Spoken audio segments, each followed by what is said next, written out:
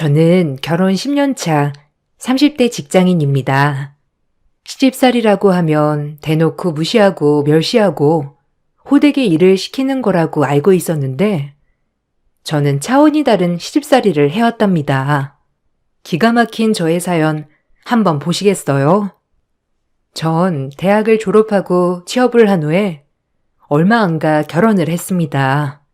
남편에게는 시부모님과 형이 있었는데 6살 차이가 나는 형은 결혼의 뜻이 전혀 없었고 남편은 저와 만나던 대학 시절부터 결혼을 일찍 하고 싶어 했습니다.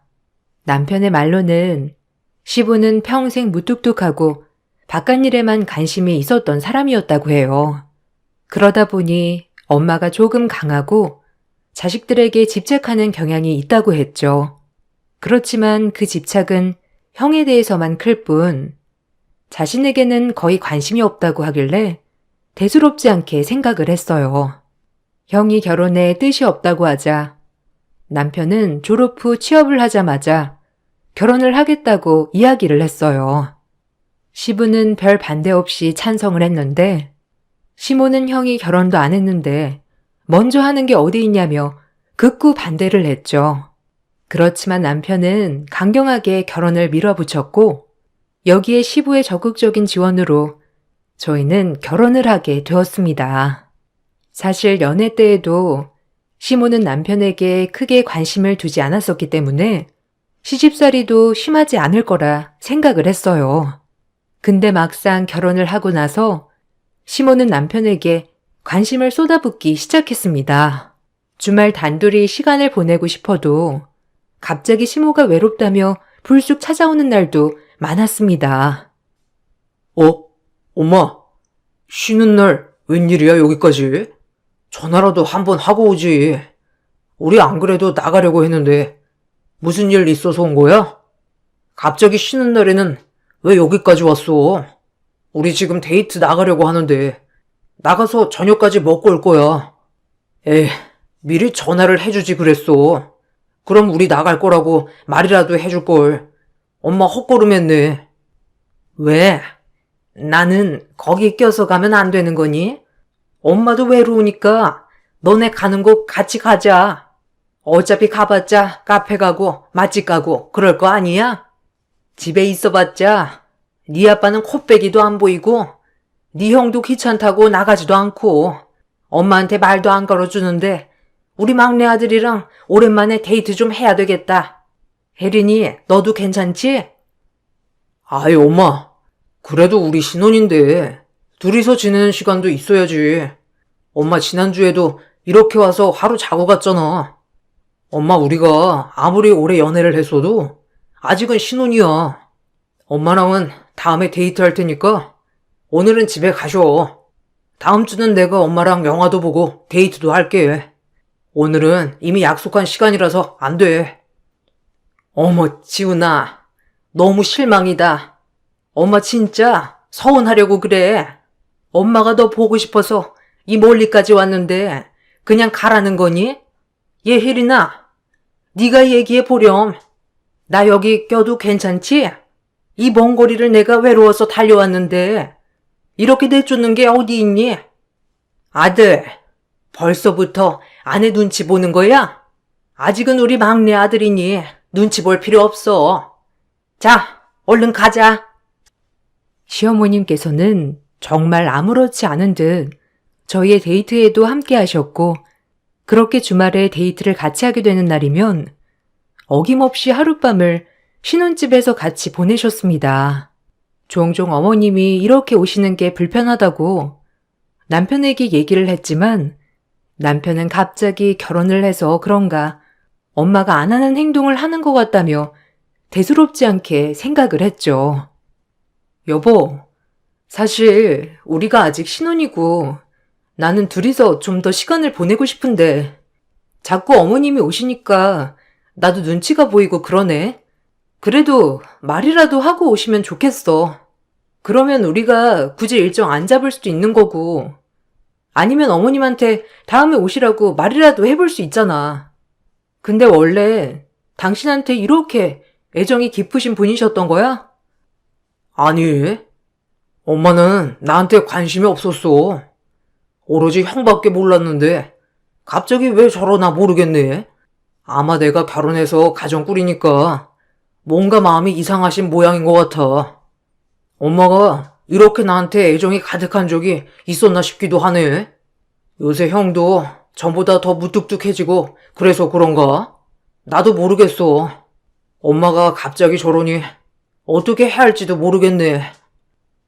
아무리 그래도 매번 이렇게 주말마다 찾아오시고 하룻밤 주무시고 가시고 그러니 당신이랑 오붓하게 지낼 시간도 없는 것 같고 사실 주말을 지내고 나면 눈치 보고 신경 쓰느라 피곤하기도 한 것 같아. 어머님이 이렇게 자주 오시길 원하는 거면 차라리 당신이 시댁으로 방문하는 건 어때? 어머님이랑 잘 좀 얘기를 해봐. 그래. 나도 한번 엄마랑 얘기해볼게. 아마 엄마도 그냥 헛헛해서 그런가 봐. 나는 엄마 안 아픈 손가락인 줄 알았거든. 그동안 별로 나한테 관심도 없어서 그런 줄 알았는데 갑자기 이렇게 아들아들 하니까 나도 신기하네. 어쨌든 지금 잠깐 그러는 거일 테니 당신이 좀 이해를 해줘. 솔직히 우리 가족들 다 무뚝뚝하고 표현도 없잖아. 남편에게 들은 바로는 아주버님은 시부와 성격이 비슷했습니다. 무뚝뚝한 편이고 진중하신 스타일이셨죠. 남편은 애교가 많고 살가운 성격이지만 남편의 말로는 가정에서 살아남기 위해서 살갑게 변한 것 같다며 이야기를 할 정도였어요. 남편이 성장을 할 때는 사실 6살 차이가 나는 형에게 모든 애정이 치우쳤다고 하더라고요. 시부모님의 애정이 형에게 집중되고 있는 동안 남편은 홀로 밥을 챙겨 먹거나 놀아야 하는 날도 많았죠. 그러다 보니 갑작스럽게 변한 시모의 행동은 남편도 의아한 상황이었습니다. 시모의 둘째 아들 사랑은 점점 더 심해졌어요. 아버님이나 첫째 아들인 아주버님에게 말을 걸어도 항상 단답에 무시를 해버리니 자신을 잘 받아주는 둘째 아들에게 의지하기 시작하셨습니다. 남편은 어머님이 조금만 힘들다, 슬프다, 외롭다 이야기를 해도 다 들어주었어요. 그런 남편의 행동에 서운함이 느껴질 때도 있었지만 어차피 저에게 함께하기를 강요하는 건 아니니 어쩔 수 없는 것이라 생각을 했죠. 그런데 점점 시간이 갈수록 남편에게 의지를 하는 것이 더 심해지면서 저와 남편만 보내는 시간이 있을 때면 대놓고 기분이 나쁜 티를 내셨습니다. 너희 이번 주말에 어디 갔었니? 집에 가보니까 아무도 없더라. 아무리 벨 눌러도 반응이 없길래 들어가 봤더니 아무도 없더라고. 전화도 안 받고 도대체 어디 갔었니? 나는 또 무슨 일 있는 줄 알고 깜짝 놀랐잖아. 아니 어디를 가면 간다고 얘기를 하고 가야지. 사람 놀래게 말도 없이 훌쩍 둘이서만 가버리면 어떡해?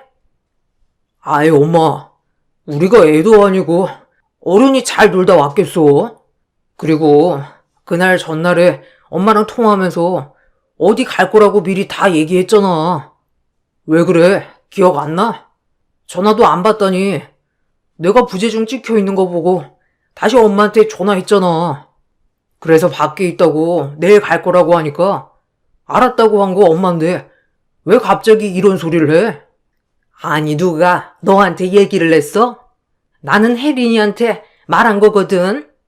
얘, 너는 내가 너한테 수십 통 전화를 했는데 왜 전화도 다시 안 하고 그러니?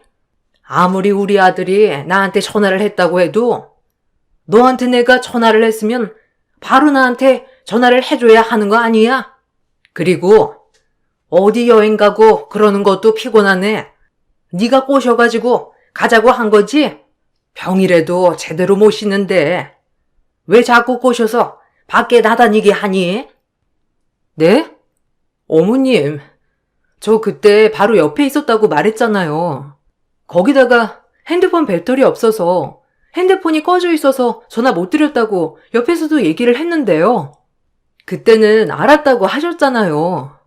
그리고 이번에 여행도 제가 가자고 한 게 아니고 지훈 씨가 매번 집에만 있는 것 같다면서 기분 전환하자고 가자고 한 거예요.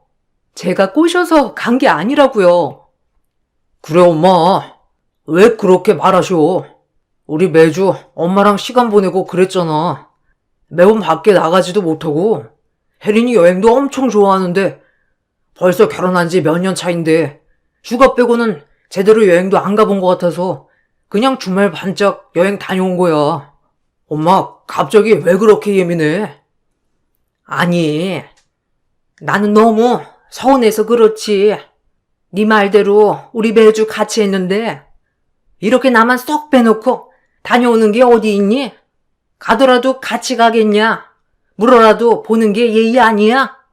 그리고 아무리 남편이 둘만 가자고 해도 며느리가 된 게 시어미 한번 챙기지도 않고 정말 너무하다 얘.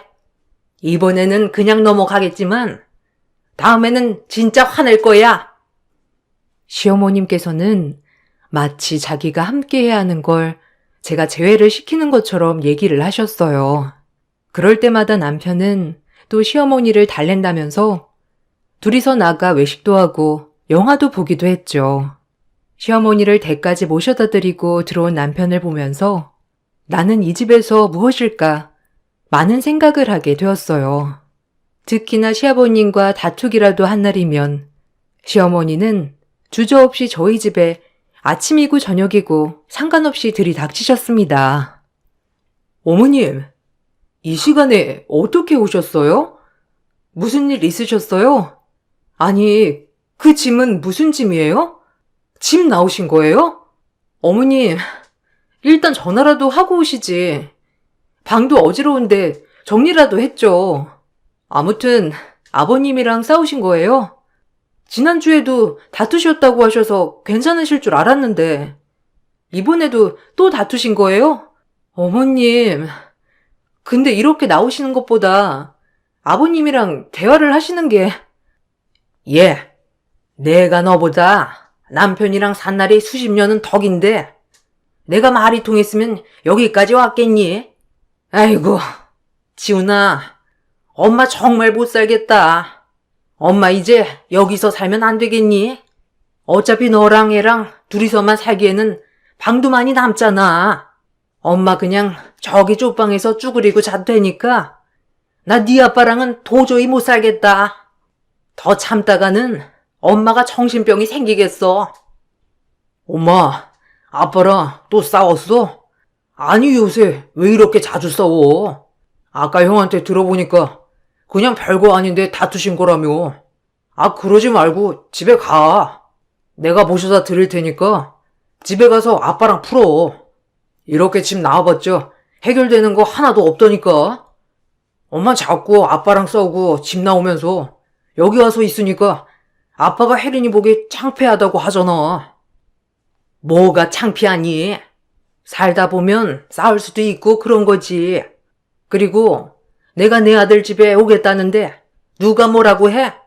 그냥 이참에 너희 아빠 정신 차릴 때까지 여기서 며칠이고 좀 지내야 되겠다. 혜린이 너는 괜찮지? 어차피 내가 너 시집살이 시키는 것도 아니고 이것저것 다 해놓으라고 하는 것도 아니니 괜찮잖아. 역시 우리 둘째 아들밖에 없다. 시아버님과 다투시던 날에는 항상 저희 집으로 오셨고 남편에게 어떻게 다투게 되었는지를 하소연하면서 역시 둘째 아들이 최고라면서 얘기를 했습니다. 그렇게 며칠 동안 저희 집에서 지내다가 화가 난 시아버님께서 직접 시어머님을 모시고 간 적도 여러 번이었습니다. 시간이 지나면 나아질 거라 생각을 했던 시어머니의 태도는 날이 갈수록 점점 더 심해졌죠. 그러던 중 좋은 소식이 들려왔어요. 바로 아주버님께서 장가를 가신다는 소식이었습니다. 이로써 며느리로서의 관심에서 벗어날 수 있겠다 생각을 했는데요. 아주버님이 결혼을 해도 결국 관심을 독차지하는 것은 남편이었습니다. 아주버님은 어머님께서 무슨 말을 하든지 동의도 반응도 하지 않으셨고 형님 역시 조용하고 진중한 성격이셨죠. 그러다 보니 시모의 행동이 통하지 않았습니다. 반면 남편은 해가 갈수록 아빠고 형이고 엄마를 무시하는 게 눈에 보이니 본인이라도 잘해야 되겠다 생각이 들었는지 누구보다 살뜰하게 어머님을 챙기기 시작했습니다. 그런 남편의 행동이 서운해질 때쯤 저는 임신을 하게 되었습니다. 출산 때문에 산후조리를 고민하던 끝에 시어머님께서는 본인이 손수 산후조리를 해주겠다며 얘기를 하셨죠. 혜린아, 산후조리 걱정하지 마. 내가 다 알아서 해줄게. 내가 지훈이 이모들 아이 낳았을 때도 다 손수 산후조리 해줬던 거 알지? 내가 다른 건 몰라도 산후조리는 기가 막히게 할 수 있다니까. 요즘은 산후조리원 가봤자 필요가 없어요. 거기 가서도 수유하는 거 배워야 되지. 무슨 교육도 받아야 된다고 매번 불러대고 그러니 제대로 쉴 수 없다니까. 그러지 말고 그 돈 아껴서 나중에 쓰고 내가 산후조리 해줄게. 괜찮아요, 어머님. 산후조리 하는 거 그냥 성인들도 힘든데 어떻게 어머님한테 받아요.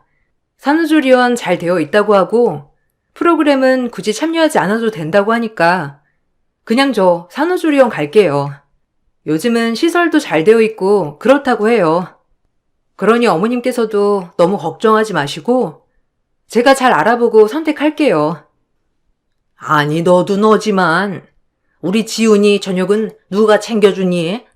너야 산후도우미도 온다며. 그럼 그 사람이 잘 챙겨주겠지만 우리 지훈이는 누가 챙겨줘? 원래 부모가 건강해야 자식들도 건강한 거다. 다른 사람이 어떻게 입맛을 알겠니? 그냥 내가 가서 저녁도 좀 도와주고 어차피 도움이 오면 낮에만 도와주고 저녁에는 퇴근하니까 그때 아이도 봐주고 그러는 게 좋을 것 같구나. 그래, 당신도 생각해봐. 산후조리원 가느라고 몇백만 원 그냥 쓰는 거잖아. 아무리 그래도 그렇게 한 번에 낭비하는 것보다 엄마가 산후조리를 해주는 게 더 낫지 않겠어? 엄마도 이모들 출산했을 때 산후조리 직접 다 해주셔가지고 웬만한 간호사만큼 잘 안다니까. 그러니까 혜린아, 우리도 엄마한테 맡기자. 출산을 하고 나서 시어머님은 자신이 손수 산후조리를 해주겠다고 나섰습니다. 처음에는 굳이 그래야 하나 싶었지만 어차피 산후도우미 이모님이 퇴근을 하고 나면 남편 밥을 누군가 챙겨주면 좋겠다 생각이 들어 어머님의 산후조리도 괜찮을 것 같다 생각했습니다. 그렇게 시어머님께서는 산후조리를 자처하고 저희 집으로 오게 되었죠. 3달 동안 집에서 산후조리를 해주겠다며 얘기를 하셨지만 결론적으로는 시모는 아무것도 하지 않고 집에서 지내기만 했습니다.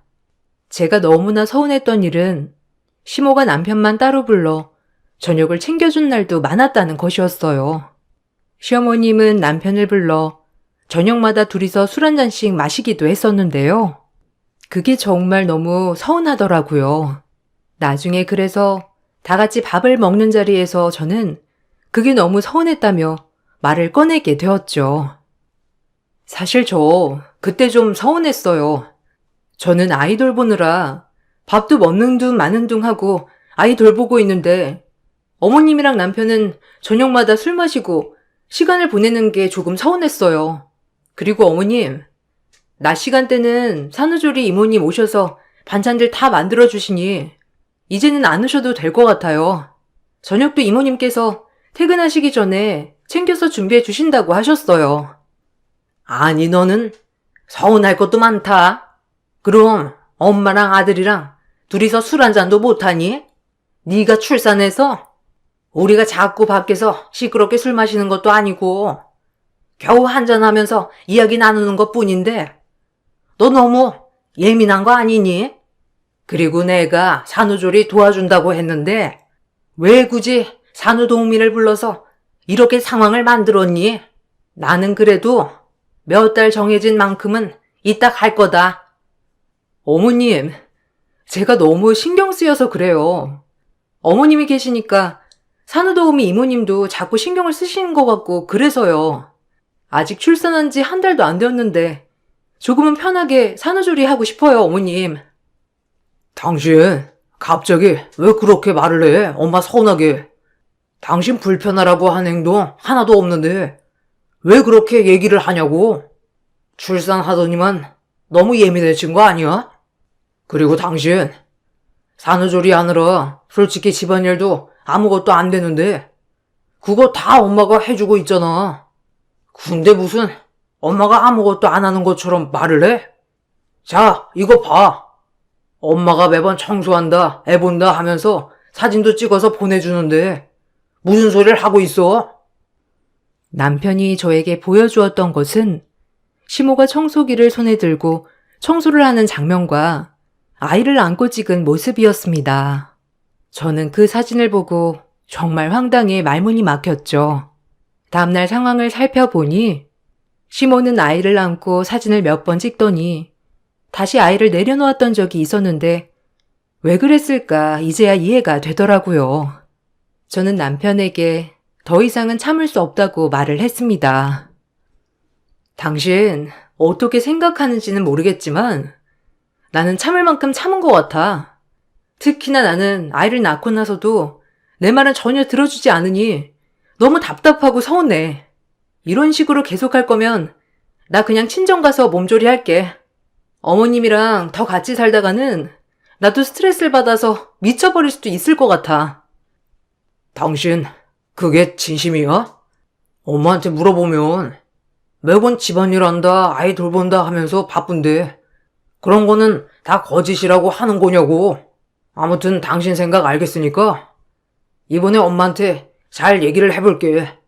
우선은 당신 회복하는 게 우선이니 몸조리에 신경을 써. 나 당신한테 정말 없는 얘기 하는 거 아니야. 어머님 오셔가지고 집안일이며 아이 보는 거며 아무것도 하신 적 없어. 당신도 알잖아. 당신 퇴근하고 오면 어머님 뭐하고 계시는지 봤잖아. 거기다가 당신 오기 전에 밥상 다 차려놨다고 하는 것도 내가 준비를 해둔 거라고. 근데 왜 당신은 내 말을 안 믿어주는 거야? 나 정말 어머님이랑 같이 있다가는 우울증 걸리겠어. 알겠어. 당신이 무슨 말을 하는지 알겠으니까 내가 엄마한테 이제 집으로 가시라고 할 테니 걱정하지 마. 다음에는 이런 일 없도록 할게. 난 당신이 이렇게나 스트레스를 받고 있을 거라 생각도 못했어. 남편에게 그동안 어머님이 집에 와서 한 일은 아무것도 없다고 말을 했지만 남편은 저의 말을 믿는 듯 하면서도 행동은 그렇지 않다는 게 느껴졌습니다. 어떻게 어머님께 말씀을 드렸는지 바로 다음 날 어머님은 집으로 돌아가셨죠. 어머님이 가시고 난 후에는 편하게 몸조리를 하면서 집안일도 할 수 있었습니다. 그렇게 시간이 흘러 전세 계약이 만료가 되면서 저희는 집을 알아봐야 했어요. 본래 살고 있던 곳이 마음에 들어서 매매를 할까 했는데 어머님께서 마침 좋은 곳이 있다면서 꼭 추천을 해주겠다고 저희를 데리고 갔죠. 가보니 시댁 바로 옆집이었습니다.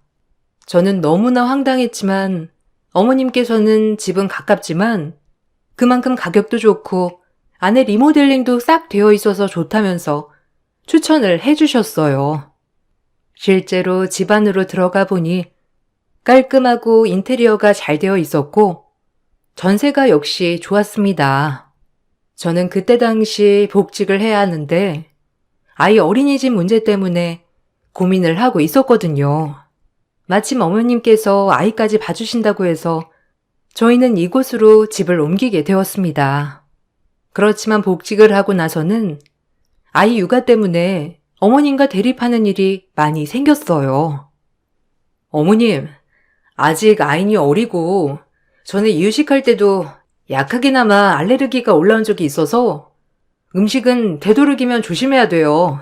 어머님, 아이니가 다 받아먹으니까 이쁘고 그래서 주시는 건 이해하지만 잘못했다가는 아이한테 알레르기로 남을 수 있으니까 되도록이면 돌전에는 자극적인 음식은 안 먹였으면 좋겠어요. 어머 얘, 너 무슨 그렇게 예민하니? 내가 음식을 왕창 먹이는 것도 아니고 그냥 잘 먹을 것 같은 것으로 조금만 주는 건데 왜 이렇게 호들갑이야? 그리고 알레르기는 안 먹이니까 생기는 거야. 그럴수록 더 자주 먹고 그래야 극복이 되는 거지. 얘는 몰라도 한참을 모르네. 애를 키우면 내가 너보단 수십 번은 더 키워봤어. 그러니까 내 행동 그렇게 지적하지 말라고. 어머님, 그래도 아이한테 먹이는 음식이니 조금 조심해 주세요.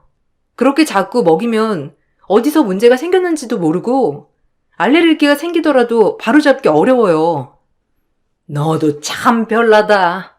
이제 거의 돌 다 되어가는 애를 언제까지 이렇게 꽁꽁 싸맬 거야? 얘도 맛있으니까 자꾸 달라고 하잖아. 내가 얘가 못 먹는데 자꾸 챙겨주겠니? 너도 이렇게 하나하나 별나게 행동하면 아이도 따라서 별나게 행동하는 거야. 그냥 몇 번 먹여본 거 가지고 참 예민하게 그러네. 암튼 알았어. 내가 조심해서 줄게. 어머님께서는 말로는 저에게 그러지 않겠다며 말은 했지만 결국 뒤돌아서는 자극적인 음식을 또다시 아이에게 먹이기 시작하셨어요. 제 말은 신경도 안 쓰고 아랑곳하지 않고 아이한테 아무거나 먹이는 모습을 보면서 저는 결국 육아휴직을 쓰기로 결심했습니다. 육아휴직을 하게 되면서 아이를 제가 직접 돌보게 되었어요. 아이를 돌보다 보면 어머님과 마주할 일이 별로 없을 줄 알았는데 오히려 어머님은 집으로 자꾸 찾아와 세탁기가 고장났다며 이불 빨래를 시키던지 물이 안 나온다며 설거지거리를 잔뜩 가지고 와 제가 하도록 시키기도 했습니다. 세탁을 다 하고 챙겨서 시댁에 싸들고 가면 시모는 깔깔 웃으며 이제는 세탁기가 잘 돌아간다고 말을 하기도 했죠. 제 화가 폭발을 했던 날은 시모께서 제가 가지고 있는 알레르기 음식을 몰래 숨겨놓고 저에게 먹였을 때였습니다. 맛있는 음식을 차렸다며 온 가족들을 불러 모았던 시어머님은 저 몰래 제가 먹는 음식 안에 알레르기 음식을 담아 두셨죠. 알레르기로 피부 가득 빨갛게 발진이 올라온 저는 급하게 응급실로 향했고 다행히 약한 알레르기라 약 처방만 받고 오게 되었습니다. 그 상황에서는 정말 당황스럽고 화가 많이 나더라고요.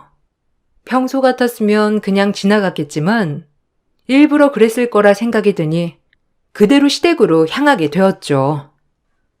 어머님, 도대체 제가 알레르기 있다고 몇 번 말씀드려야 돼요. 저번에도 제가 알레르기 있다면서 누누이 얘기를 했잖아요. 이번에도 이렇게 음식 사이에 몰래 넣어두시고 고의적으로 이렇게 먹이시는 게 정상이에요?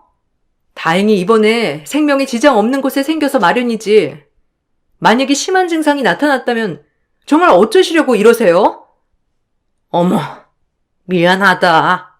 내가 그냥 네가 좋아할까 싶어서 서프라이즈로 만든 것뿐인데 이렇게 화를 낼 줄이야. 미안하다. 아니 내가 깜빡했어. 이건 알레르기가 있다는 건 깜빡하고 네가 좋아할까 싶어서 만든 거였어. 내가 알레르기 있는 거 뻔히 알면서도 괜히 섞어서 너한테 줬겠니? 그니까 너무 나를 못된 시애미로 말하는 거잖니. 아니, 제가 굳이 그런 말을 하는 게 아니고요. 그래도 사고가 발생했으면 어쩌시려고 그렇게 하신 거세요? 다음에는 조심해 주세요. 저도 이번에 너무 놀라서 시겁했어요. 아무튼 어머님, 좀 주의해 주세요. 너무나 화가 났지만 울면서 미안하다고 하는 시모에게 뭐라고 할 수가 없었어요. 그렇지만 나중에 깔깔 웃으며 저에게 전화가 온 시모를 보면서 정말 악랄한 게 이런 걸까 싶기도 했습니다. 예, 너는 이 집안에 네 편이 있다고 생각을 하니? 천만의 말씀이야. 여기는 나한테도 무뚝뚝한 사람들 투성이지만 너한테도 마찬가지다. 시아버지나 형도 마찬가지로 관심이 없다고. 그럼 지훈이는 어떨 거라고 생각해? 예, 너 그렇게 알레르기 때문에 난리법석 부르니? 지훈이가 나한테 미안하다고 연락 왔다. 그게 지금 네 위치야. 알겠니? 어머님, 무슨 그런 말씀을 하세요? 제 위치라뇨? 어머님, 이번 건은 어머님이 잘못하신 거잖아요. 다른 분들도 다 그렇게 말을 하는데 여기서 평가라는 얘기가 왜 나오나요? 그래, 너는 기분 나쁠 수도 있겠다. 그렇다고 화 안 내고 그렇게 가버리면 어떻게 하니? 가족들 다 왜 저러냐며 한마디씩 하는데 정말. 예, 네 편 좀 든든하게 만들어보지 그랬어. 아무튼 우리 집에는 네 편 없으니 그렇게 알고 내가 뭘 하면 좀 거역 좀 하지 마. 어머님은 이 집안에는 저를 믿는 사람이 없다면서 깔깔 웃으며 전화를 하셨습니다.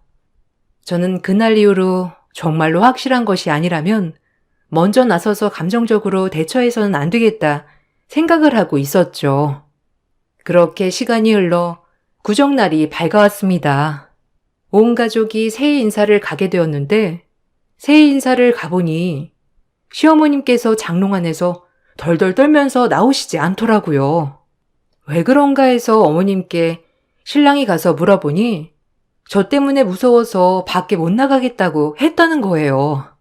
알레르기 사건 이후로 제가 몸이 아프다며 어머님을 자꾸 저희 집으로 불렀고 집안일 하나부터 열까지 다 시켰다면서 얘기를 하는 어머님을 보며 참 기가 막혔습니다.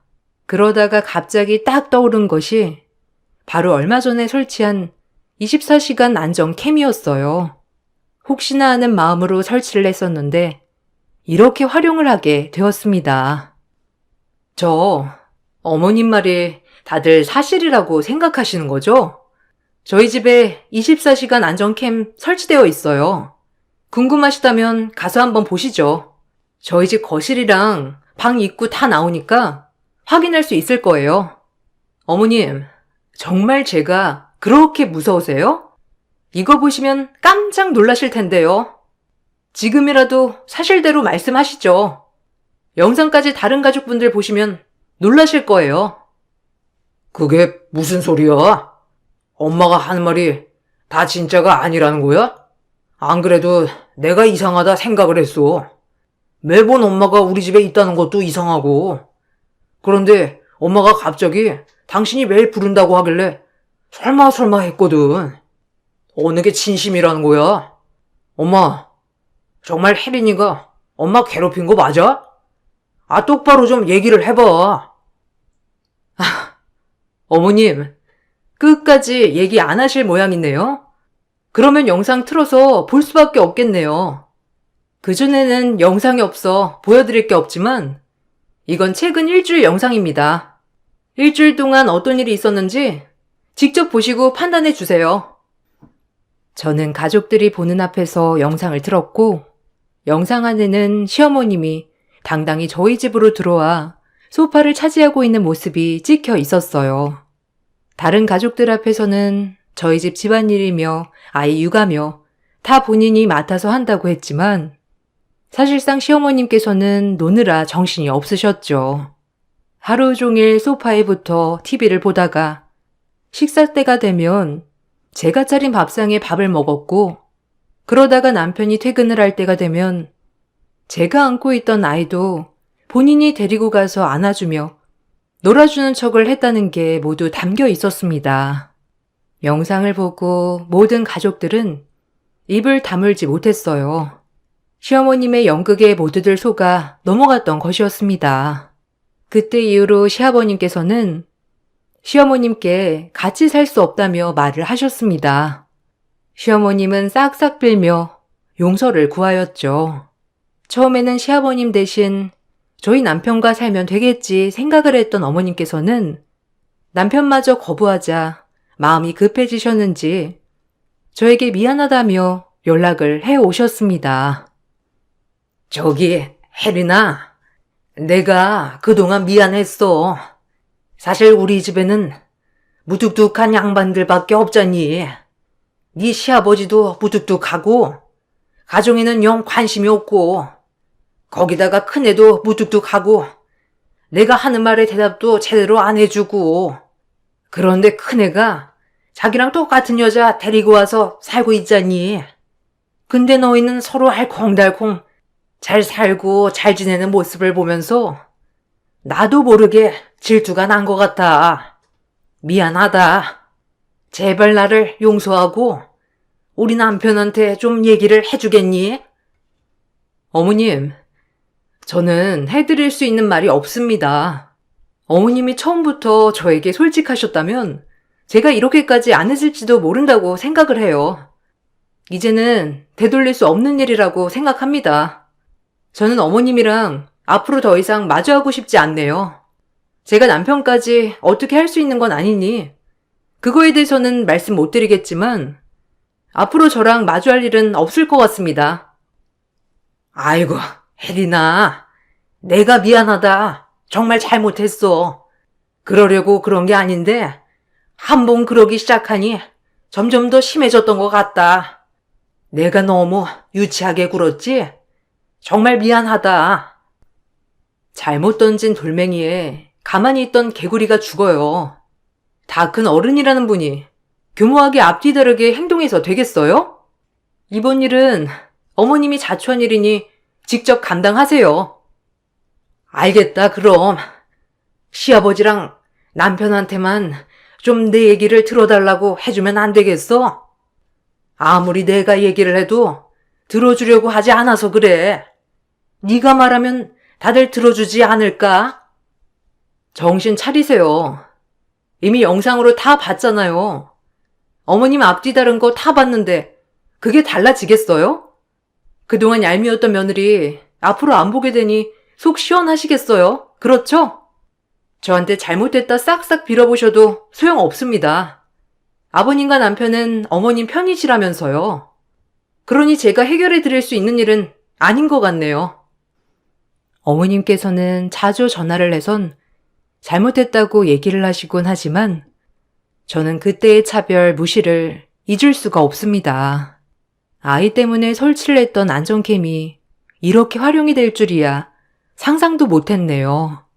어쨌든 그동안 억울한 점들이 많았지만 가족들의 평화를 위해 참았는데 이렇게 사건이 터지고 나서 보니 참는 것만이 능사는 아닌 것 같습니다.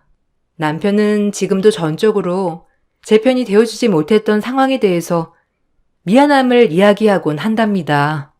그럴 때마다 참 씁쓸하면서도 이제라도 바로잡아 다행이라 생각을 하네요. 저의 긴 사연 들어주셔서 감사합니다. 모두들 행복한 하루 보내시길 바랄게요. 안녕하세요. 저는 20살 딸아이를 키우고 있는 40대 아빠입니다. 저와 아내는 20살 때 처음 만났습니다. 불우한 가정에서 태어난 저희 두 사람은 폭력적인 부모를 피해서 성인이 되고 바로 독립을 하게 되었어요. 저는 궁핍한 상황에서 대학은커녕 생활도 어려운 지경이었고 그래서 아르바이트를 시작하게 되었죠.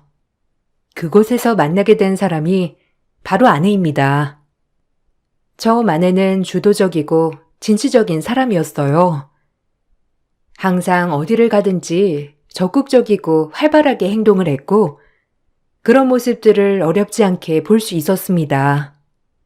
조용했던 저와는 다르게 활달한 성격을 지니고 있는 아내에게 저는 어느덧 호감을 갖게 되었어요.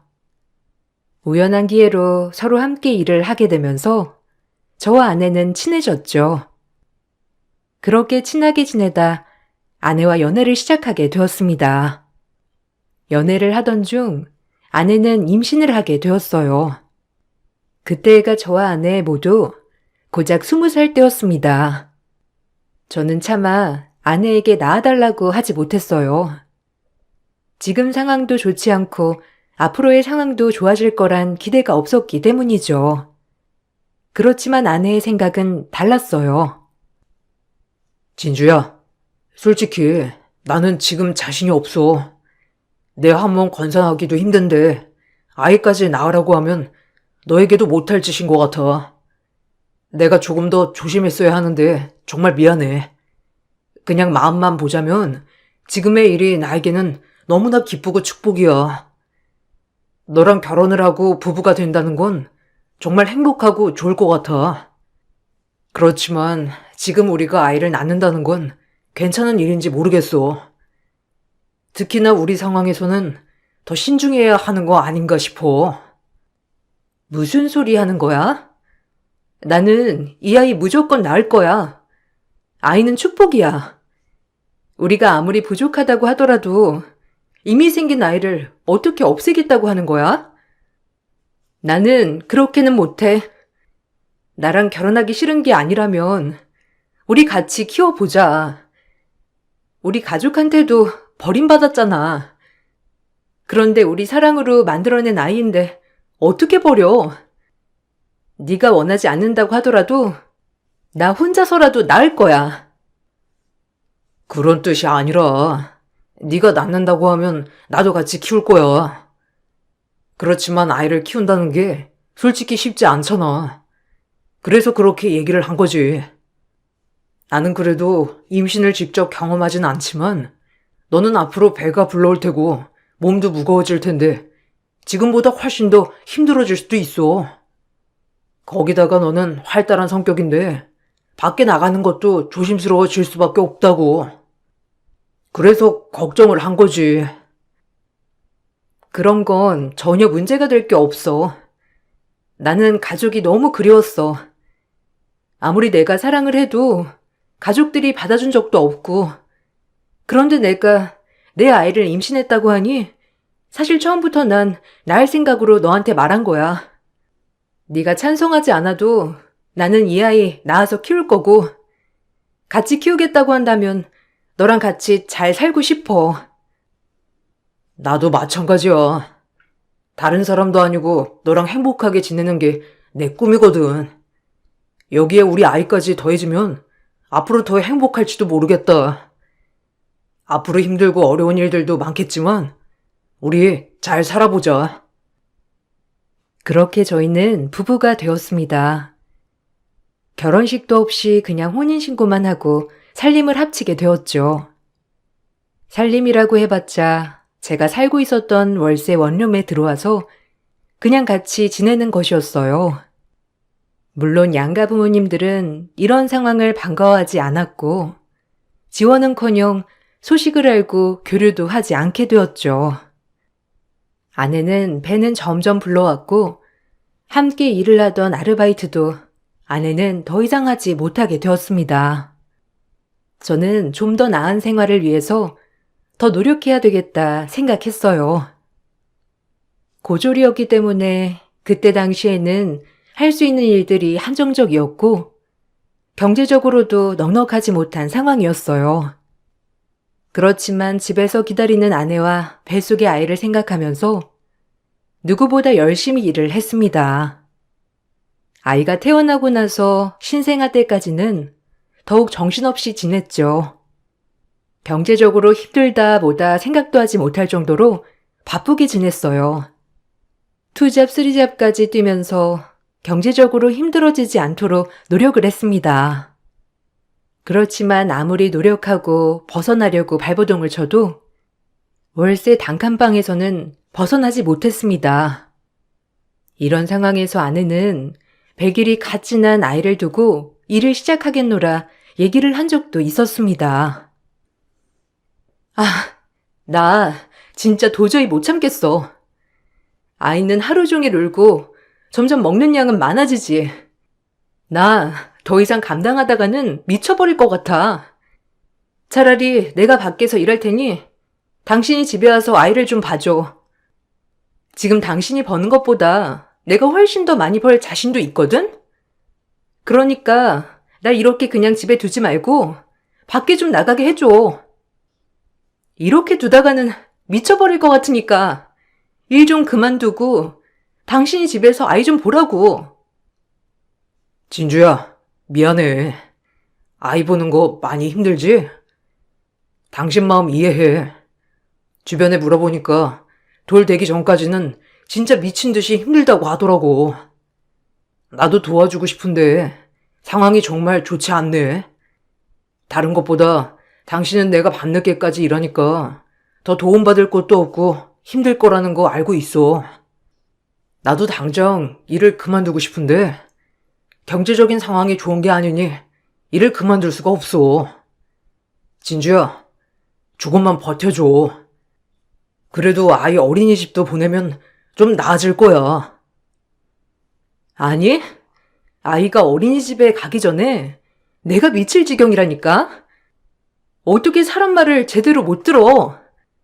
솔직히 당신 투잡 쓰리잡 하면서 버는 돈이 얼마나 된다고 그래? 내가 밖에 나가서 벌어도 그것보다는 더 돈 잘 벌 자신 있어. 솔직히 당신이 돈 많이 벌면 내가 이렇게 스트레스를 받을 일이 있겠어? 이렇게 된 건 다 당신 탓이야. 그리고 나보고만 아이 보라고 하지 말고 당신이 집에 와서 아이 책임지고 봐. 미안해. 내가 능력이 없어서 그래. 그런데 지금 당장 일을 그만두면 우리 먹고 살 걱정해야 돼. 그러니까 조금만 버텨줘. 지금 다른 직장 알아보고 있으니까 이직하고 나면 좀 괜찮을 거야. 너무 힘들면 내가 아는 사람들한테 아이 좀 봐달라고 부탁해 볼게. 그러니까 너무 스트레스 받지 마. 아내가 너무 힘들어 미치겠다는 소리를 하자 저는 주변 사람들에게 아이를 맡아달라고 부탁을 하기까지 했어요. 다행히 주변 지인들은 아이를 선뜻 봐주었고 그렇게 하루 이틀 아이를 맡기게 되었습니다. 아내는 아이를 맡기고 난 후에 정말 홀가분해했죠. 몇 시간 정도면 충분할 줄 알았지만 한 번 나가면 하루 이틀은 집에도 들어오지 않을 정도가 되었습니다. 나갈 때마다 수십만 원의 용돈을 받아가지고 가기도 했어요. 그래도 그때는 내가 당장 해줄 수 있는 일이 없었기 때문에 이렇게라도 아내의 우울증을 해소시켜 주어야 되겠다는 생각만 했었습니다. 그렇게 겨우겨우 아이의 돌이 지나게 되었어요. 다행히 저는 좋은 직장으로 옮기게 되었습니다. 취직하고 일하면서 야간에는 대학 공부도 할 수 있게 되었어요. 지금껏 고졸이었기 때문에 지원조차 하지 못했던 일들을 대학 졸업장을 받게 되면 좀 더 수월할 수 있겠다는 생각이 들었어요. 거기다가 어린이집도 운영하고 있는 곳이라 아이도 맡길 수 있는 상황이 되었습니다. 그래서 바로 아내에게 말을 하게 되었어요. 진주야, 나 이번에 들어가게 된 곳에서 대학도 지원해준대. 대학 다니고 졸업하면 좀 더 상황이 나아질 거야. 월급도 지금까지 쓰리잡 하면서 받았던 것보다 훨씬 더 받을 수 있어. 아이 어린이집도 바로 들어갈 수 있다고 하니까 당신이 이제 낮 시간에는 좀 쉬어. 그동안 정말 고생 많았어. 남편은 집에도 늦게 오고 홀로 아이 돌보느라 너무 힘들었지? 이제는 당신이 좀 쉬어야 할 때인 것 같아. 드디어? 정말 나 조금만 더 있었으면 미칠 수도 있었을 것 같아. 그래도 이렇게 되니까 참 다행이네. 아이 어린이집 보내고 나면 나도 일하고 싶어. 집에서 쉬는 건 나한테 안 맞는 것 같고 그동안 우울했던 것도 그래도 밖에 나가기 시작하면 좀 괜찮지 않을까 싶어. 알았어. 아이 어린이집 보내면 당신도 하고 싶은 일 해. 어린이집은 우리 회사 근처에 있으니까 내가 데려다 줬다가 퇴근하면서 데리고 올게. 그래도 학교에 가야 하니까 저녁에는 당신이 집에 좀 있어줬으면 좋겠어. 매일 그러는 건 아니고 일주일에 3번 정도는 학교에 갈 것 같아. 그 정도는 괜찮지? 그래, 알겠어. 당신도 학교 다녀야 하니까. 내가 저녁에는 밖에 안 나가고 집에 있을게. 그런 건 너무 걱정하지 마. 그래도 다행이다. 이렇게 할 수 있어서. 이제는 좀 상황이 좋아질 것 같기도 하네. 그렇게 저희의 상황은 점차 좋아지는 듯 했습니다. 아이가 어린이집에 다니게 되면서 아내는 근처 사무실에서 일을 시작하게 되었어요. 그러면서 다시 순탄하게 생활을 하는 데 보였습니다. 처음에는 저도 아내도 안정적으로 생활이 가능했지만 어느 순간부터 아내는 저녁에 회식이다 야근이다 하면서 집에 점점 늦게 들어온 날이 많아지게 되었습니다. 어쩔 수 없이 아이를 학교에 데리고 가거나 혹은 저희 사정을 알고 있었던 집주인 아주머니에게 아이를 맡기게 되는 날이 점점 많아지게 되었어요. 이런 상황들이 늘어나게 되자 아내와의 다툼도 끊이지 않았죠. 당신 진짜 너무한 거 아니야? 당신 일 시작하기 전에 했던 약속 전혀 기억하지 못하는 거야? 적어도 아이는 저녁에 당신이 보겠다고 했잖아. 그러면 적어도 그 약속은 지켜야 하는 거 아니냐고. 아무리 회식이며 야근이며 많다고 하더라도 지금은 해도 너무한 거 아니야? 솔직히 나도 일 다니니까 알지만 회식은 몇 번 빠지거나 그럴 수 있는 거고. 그중에서 회사 내부에서 회식하는 건 얼마나 되는데? 매번 당신이 다 참석해서 그런 거 아니야? 아니, 당신도 사회생활 하니까 알 거 아니야. 그러면서 왜 그러는 거야? 내 마음대로 빠질 수 있는 거였으면 이미 나도 빠졌지. 그런데 그게 안 되니까 그렇잖아. 당신처럼 모든 편이 다 봐준 회사가 그렇게 많은 줄 알아? 그리고 당신도 일하다가 저녁에는 공부해야 된다고 가버리면서 왜 나만 이기적인 사람으로 만들어? 나보고만 아이를 안 본다고 하는 거냐고. 당신이야말로 너무한 거 아니야? 아니 나는 매번 학교에 가는 것도 아니고 당신은 내가 학교에 안 가는 날에 지금까지 빠짐없이 회식이다 야근이다 했잖아. 그건 너무한 거 아니냐고. 거기다가 원래 주말 근무도 없다고 했었는데 갑자기 주말에도 나가야 한다고 하고. 당신 진짜 회사 일 때문에 늦게 오는 건 맞기나 해? 같은 회사 사람들은 다 일찍 끝나서 집에 온다고 하는데 당신만 바쁘잖아. 이게 말이나 되는 소리냐고. 나도 공부하느라고 아이를 매일 보지 못하는 건 미안해. 근데 당신도 지금까지 한 거 생각해보면 너무한 거 아니야? 이것 봐. 당신은 역시 육아는 내가 해야 한다고 생각하고 있는 거잖아. 아이 신경이 그렇게 쓰이면 당신이 둘 중 하나를 포기해. 일이랑 공부 다 잡으려고 하니까 지금 이 꼴 나는 거 아니야? 그래서 나만 힘든 거 아니었냐고. 당신 욕심 때문에 이렇게 된 거야. 그러니까 당신이 포기를 하든 어떻든 해. 왜 나한테만 그래? 지금 내가 일 그만두면 어떻게 생활하겠다고 하는 거야? 당신이 벌어다주는 코딱지만한 월급으로 우리 생활은 잘할 수 있을 거라고 생각해? 매번 집도 없이 월세의 생활비에 이게 도대체 뭐 하는 짓이야? 어떻게 그렇게까지 말을 해? 솔직히 전보다 훨씬 좋아진 건 맞잖아. 전에는 하루 종일 일을 해도 이만큼은 못 벌었는데 지금은 6시까지만 일하면 전에 벌었던 것보다 훨씬 더 벌어. 그리고 그 정도면 풍족하게는 아니더라도 우리 세 식구 부족하지 않게 살 수 있다고. 그런데 왜 자꾸 모자란다고 하는 건지 모르겠네. 돈 관리하는 게 어려우면 내가 할게. 부족한 거 내가 어떻게든 메꿔서 할 테니까 이제부터 내가 할게. 당신이 어떻게 돈 관리를 하는데? 살림을 전혀 신경 안 써서 모르는 거야. 하나부터 10까지 신경 써야 할 게 얼마나 많은데 돈 관리까지 하겠다고 하는 거야? 됐어. 지금도 바빠서 아등바등 하고 있으면서 돈 관리는 그냥 내가 할 테니까 놔둬. 아내는 일을 시작하고 평일 주말 할 것 없이 바쁘게 지냈습니다.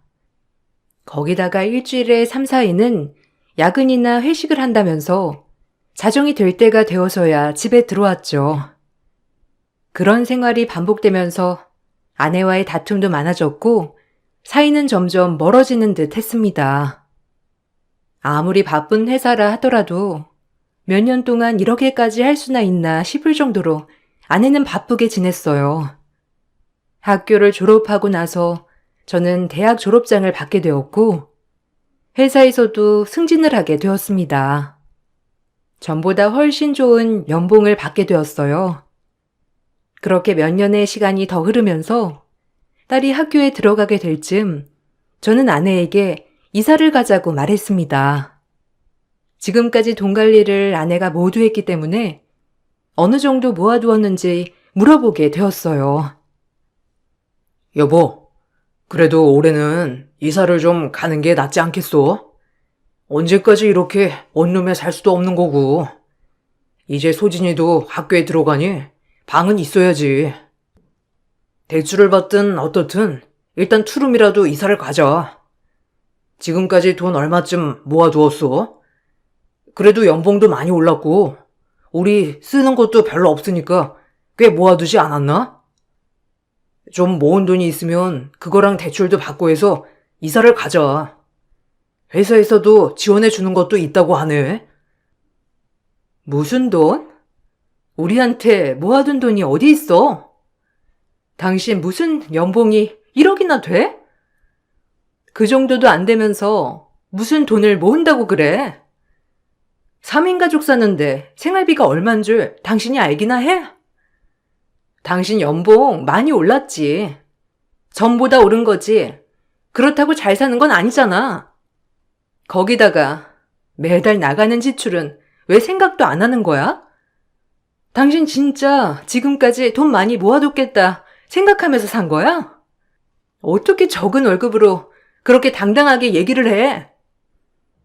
아니, 그래도 내가 주는 생활비가 적은 편은 아니지 않아? 그리고 우리 쓰는 거라고는 저녁 한 끼밖에 없는데 당신도 바쁘고 나도 바쁘니까 외식도 한 번 한 적도 없었고 거기다가 차도 없잖아. 옷도 한 벌은 안 사봤고 수진이도 그냥 주변에서 얻어다 준 옷만 입혔던 거 아니야? 그런데 매달 500은 더 갖다 준 지 몇 년이나 지났는데 돈 한 푼 저축한 게 없다는 게 말이나 돼? 여기에 당신 월급까지 합치면 거의 700은 넘을 텐데 한 푼도 없다는 게 무슨 소리야?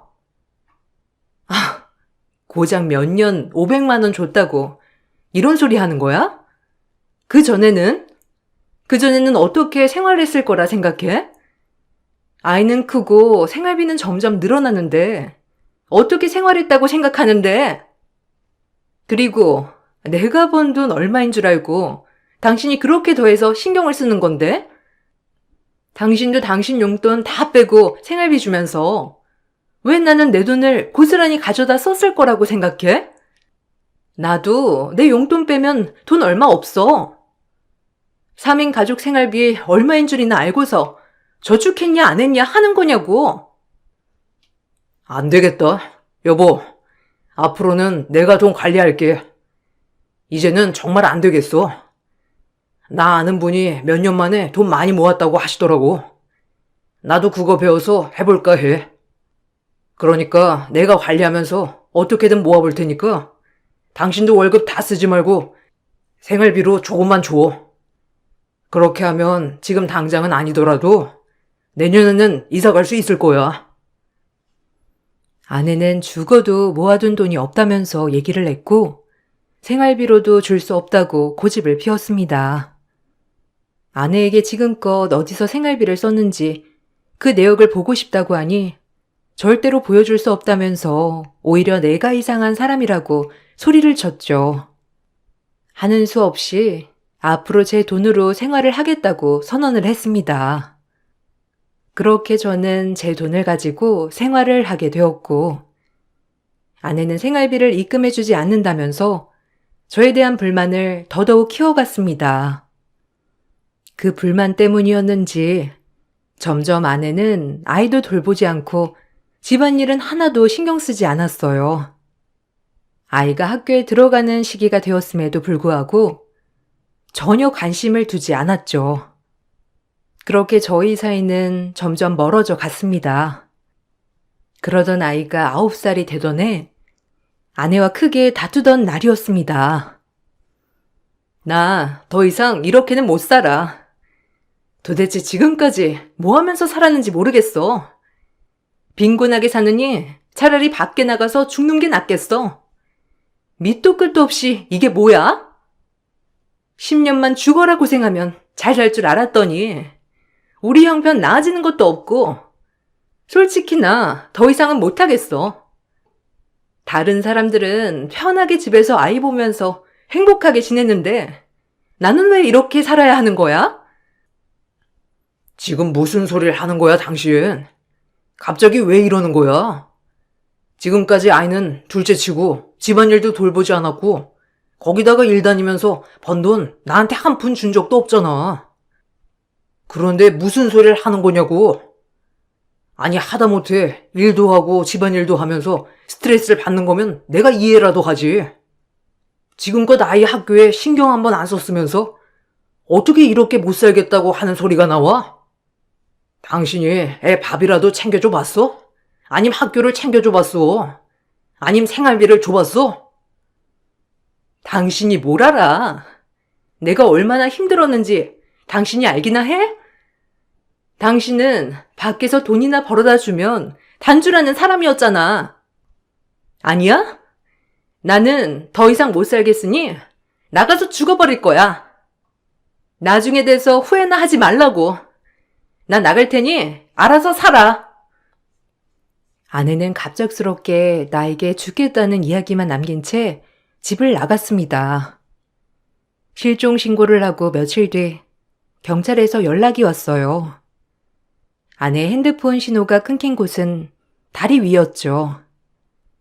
그곳에서 아내의 핸드폰과 신발이 발견되었습니다. 시신이 발견되진 않았지만 저는 아내가 세상을 떠났다고 생각을 했어요. 아내의 유품을 정리하면서 그동안 생활비를 보냈던 통장을 정리하게 되었습니다. 그러던 중 아내가 저에게서 받았던 생활비를 친정에 대부분 보내줬다는 걸 알게 되었죠.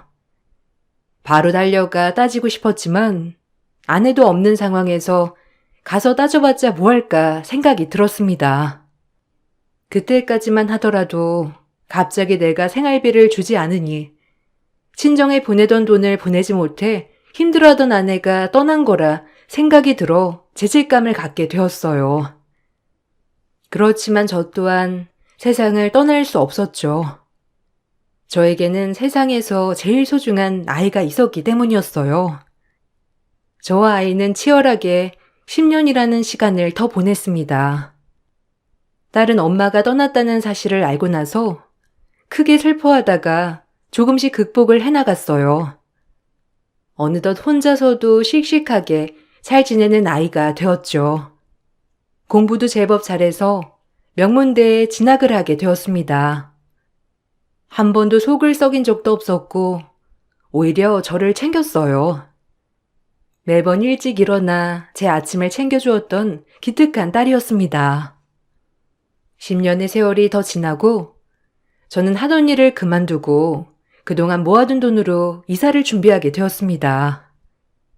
이사를 간 곳에서는 택배 일을 시작하게 되었어요.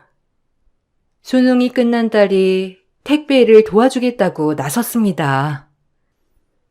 수진아, 아빠 괜찮아. 일 안 도와줘도 돼. 이제 막 수능 끝났는데 친구들이랑 놀러도 다니고 그래. 아빠도 쉬엄쉬엄 일해서 혼자 할 수 있으니까 걱정하지 마. 우리 딸 아빠 힘들까봐 도와주려고 하는 거야? 기특하네. 엄마가 이 모습 보면 우리 딸 기특하다고 기뻐하겠다, 그지? 그런데 이렇게 아빠 일 도와주겠다고 나서면 엄마도 마음 아파하실 거야. 그러니까 다른 친구들처럼 놀러도 가고 집에서 늦잠도 자고 그래. 아빠, 나 괜찮아. 그리고 엄마는 아빠 도와주는 걸 더 좋아할걸? 아빠 여기 일 시작한 지 얼마 안 돼서 길도 잘 모르잖아. 처음에는 좀 헷갈릴 수도 있다더라고. 그럴 때 내가 옆에 있으면 아빠도 더 좋지 않겠어?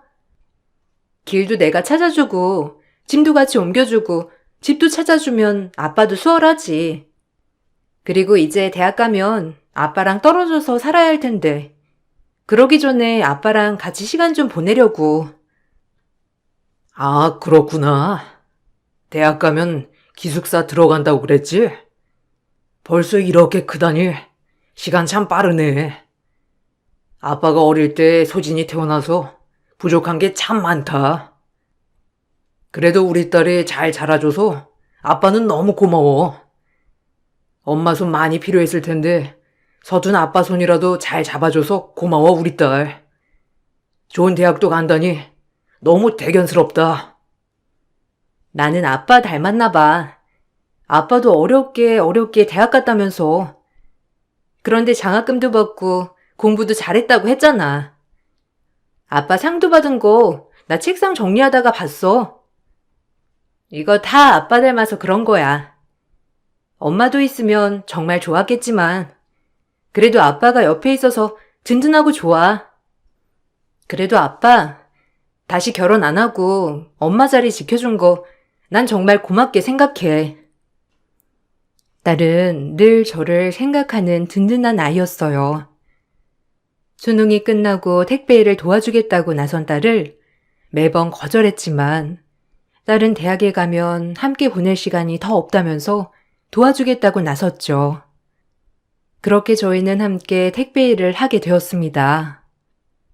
딸과 함께하는 택배 일은 즐거웠습니다. 고단하고 힘들 때도 있었지만 옆에서 딸과 도란도란 이야기를 나누면서 시간을 보내면 일을 하는지도 모르게 시간이 훌쩍 지나갈 때가 많았어요. 택배 일을 하던 중 청담동 고급 주택가에 들어가게 되었어요. 길을 잘 몰라 딸과 같이 헤매다가 한 집을 찾게 되었습니다. 초인종을 누르니 낯익은 목소리가 들려왔어요. 어디서 들었을까 싶었던 그 순간 누군가가 저희의 얼굴을 보고 소스라치게 놀랐죠. 깜짝 놀라서 저도 쳐다보니 그 사람은 바로 실종된 아내였습니다. 아니, 여보, 당신이 왜 여기 있어? 당신 맞지? 당신 어떻게 여기 있었던 거야? 그동안 어떻게 지냈어? 여기서 지내고 있었던 거야? 아니, 왜 집에는 한 번도 오지 않았어? 설마 나랑 다투고 나가서 못 들어왔던 거야? 그래도 우리 소진이 보러는 왔어야지. 여보, 여기 우리 딸이야. 벌써 대학에 가게 되었어. 수능 끝나고 잠깐 내일 도와주고 있는 거야. 엄마? 엄마 맞지? 엄마, 왜 여기 있어? 아니, 엄마, 왜 이렇게 살아있으면서 한 번을 안 왔어? 엄마 왜 아무 말도 안 해? 엄마, 나 소진이야. 나 엄마 다 기억하고 있어. 제발 무슨 말이라도 해봐. 왜 여기 있는 거냐고. 아니야. 누구세요? 누구신데 저한테 엄마라고 하시는 거예요? 전 당신들이 찾는 사람이 아니에요. 그리고 여기 우리 집이고요. 저는 남편이랑 딸이 있는데 착각하시는 것 같아요. 당신 무슨 소리 하는 거야? 진주야, 진주 너 맞잖아. 김진주. 발에 있는 흉터 자국도 똑같고 얼굴 점도 똑같은데 무슨 소리를 하는 거야? 우리 모른 척 하는 거야? 왜 모르는 척 하는 거야? 사고 때문에 혹시 기억을 잃었어? 우리 전혀 기억하지 못하는 거야? 당신 정말 우리 몰라? 도대체 무슨 소리를 하시는 거예요? 전혀 모른다니까요. 자꾸만 이렇게 말씀하시면 저 경찰에 신고하겠습니다. 저 당신들 몰라요. 아내는 저희를 보고서도 모른다고 말을 했습니다. 결단코 모른다고 잡아떼는 아내를 보면서 저와 딸은 나올 수밖에 없었죠. 처음에는 어떠한 사고로 아내가 기억을 잃었을지도 모른다고 생각을 했지만 그때 상황을 다시 돌이켜보니 저희를 처음 보자마자 소스라치게 놀랐던 것은 아내였습니다. 놀란 아내의 모습을 봤던 것은 저뿐만 아니라 딸도 마찬가지였죠. 누군가는 사실을 알고 있을 거라 생각이 들었고 그때 문득 떠올랐던 곳이 아내의 친정이었습니다. 저는 바로 아내의 친정으로 향하게 되었죠. 갑자기 찾아온 저를 보고선 장모님은 깜짝 놀라셨습니다.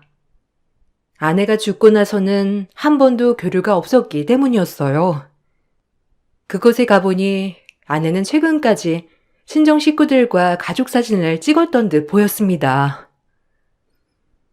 장모님, 저 아내 찾았습니다. 지금 어디 있는지 다 알고 있고요. 청담동에서 아내를 봤어요. 이거 그쪽 사람들도 다 알고 있는 겁니까? 보니까 그쪽 집안에서는 전혀 모르고 있는 눈치던데 제가 가서 한번 말을 해볼까요? 아니면 장모님께서 어떻게 된 건지 이야기를 하실 건가요? 아니, 소진 아빠. 진정하고 내 말 좀 들어봐.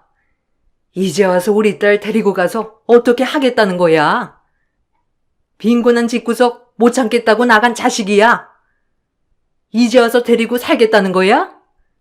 그렇게 해서 어쩔 건데? 걔는 다시 자기 인생 잘 찾아서 살고 있어.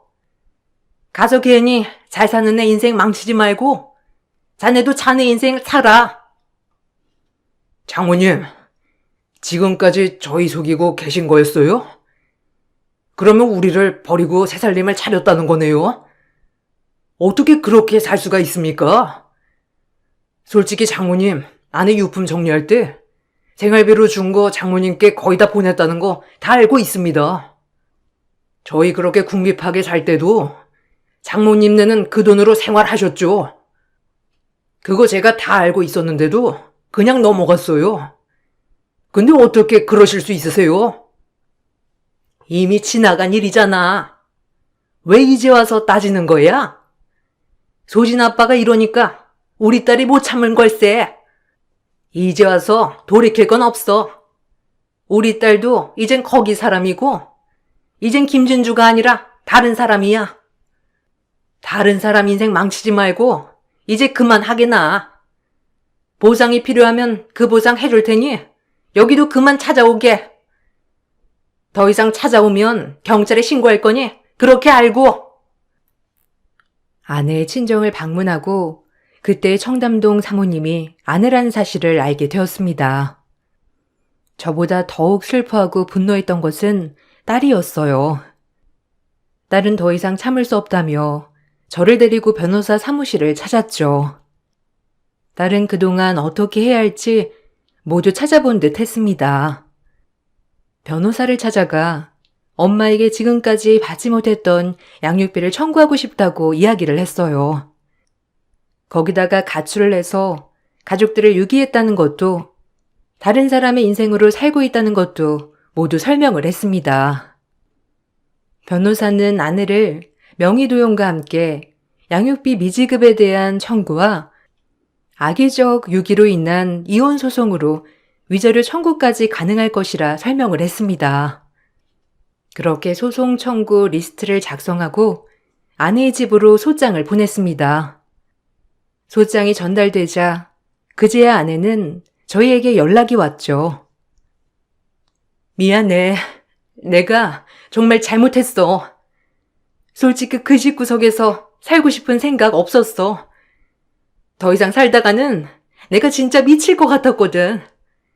그래서 집을 나왔던 거야. 다시 돌아갈 생각은 없어. 미안하지만. 지금 나 상황이 너무 심각해. 당신이 소장 보내온 거 남편이 알았어. 내가 대충 둘러대긴 했는데 아직도 의심하고 있어. 제발 부탁인데 당신이 가서 해명 좀 해줬으면 좋겠어. 내가 왜? 내가 왜 그래야 하지? 당신 김진주 아니야? 당신 왜 당신 이름을 버리고 다른 사람 이름으로 살고 있는 건데? 그리고 그렇게 뻔히 살아있으면서 우리는 아니 당신 딸은 한 번도 찾아오지 않았던 이유가 뭐야? 그리고 그렇게 증오했던 친정 가족들이랑은 지금껏 만나고 있었던 거야? 당신 내가 줬던 생활비도 다 장모님한테 갖다 줬잖아. 그건 어쩔 수 없었어. 친정이 너무 힘들었고 한번 도와주자 하다가 그렇게 된 거야. 그건 나도 미안하게 생각해.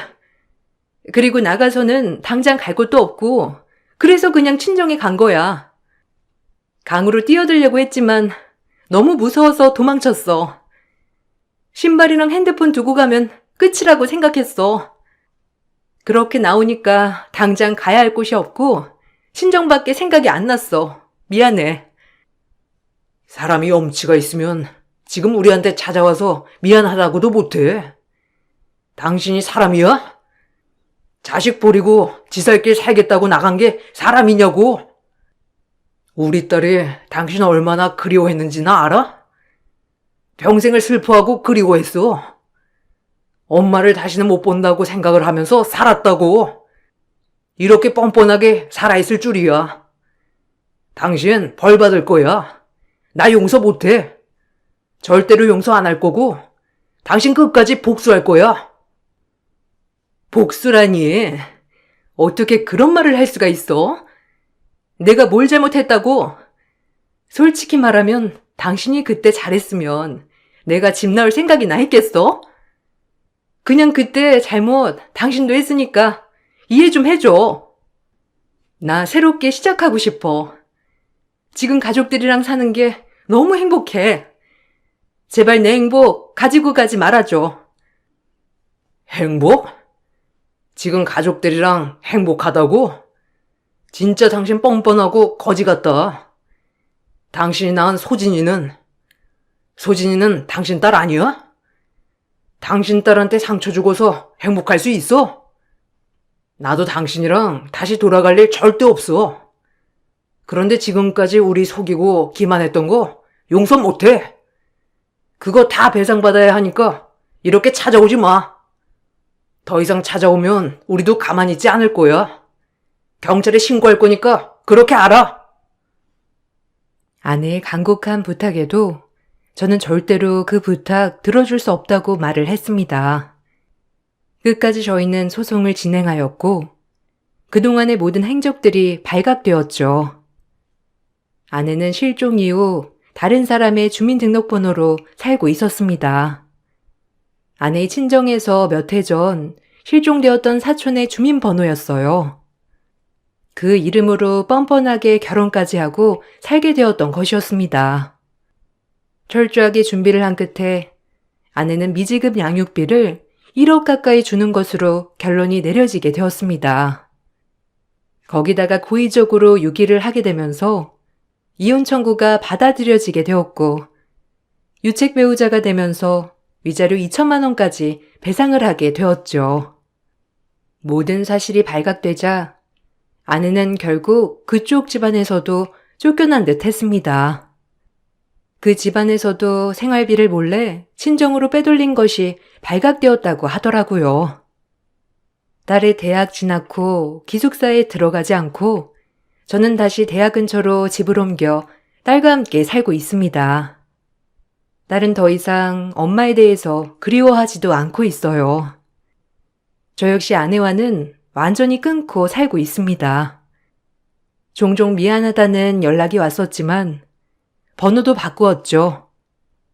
아내의 사건으로 택배 일도 쉬게 되었다가 저에게는 좋은 일이 생겼습니다.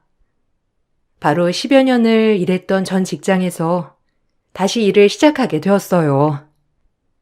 전보다 훨씬 더 좋은 조건으로 말이죠. 딸은 여전히 공부를 잘합니다. 입학하고 나서 장학금을 놓친 적이 없어요. 아내와는 그렇게 끝이 났지만 저는 딸이 있어 너무나 행복합니다. 앞으로도 딸과 함께 열심히 살아보려고요. 저의 긴 사연 들어주셔서 감사합니다. 여러분들에겐 항상 따뜻하고 좋은 사람들만 있으시길 바랄게요. 안녕하세요. 저는 서울에 사는 주부입니다. 남편과 연애 후 결혼을 하려고 준비하던 찰나에 갑작스럽게 엄마가 돌아가셨어요. 원래도 집안 형편이 좋은 것은 아니었지만 아버지는 어려서 돌아가시고 나머지 한 분마저 돌아가시니 그때는 돌이킬 수 없는 슬픔이 크더라고요. 가뜩이나 한부모 가정이라고 좋아하지도 않는 시댁에선 저희 엄마마저 돌아가시자 이 결혼을 업자고 나오셨어요. 그때가 참 말로 할 수 없는 슬픔이었죠. 엄마 돌아가신 것도 서러운데 시댁의 파혼 요구에 더욱더 슬펐거든요. 저희 엄마 장례식장에 와서 시어머니가 했던 모진 말이 아직도 제 가슴에 맺혀 있고 두고두고 그 기억이 떠오릅니다. 뭐 너네 어머니 돌아가신 건 안타까운 일이다만 내가 너 그렇게 탐탁치 않아 했던 거 알잖니? 가뜩이나 손잡고 들어갈 아버지도 안 계신데 어머니마저 안 계시다면 혼주석이 횡해가지고 어디 하객들 입에 오르내리지 않겠어? 이쯤에서 내 아들이랑 정리해. 지금 저희 엄마 장례식이에요. 꼭 여기까지 와서 이런 말씀을 해야 하나요? 정말 너무하세요. 가뜩이나 힘든데. 이왕 마음을 정리하는 거 이렇게 한 번에 정리하는 게 낫지. 나도 잔인한 거 알지만 어쩔 수 없어. 누군가 악역을 해야 하잖니. 그 문제는 저랑 준희 씨랑 알아서 할게요. 일단 저희 어머니 장례식이니 그만 돌아가 주세요. 배웅 못 해드릴 것 같아요. 이 말씀을 남기고 어머니는 일어나셨고 그 길로 집으로 떠났어요.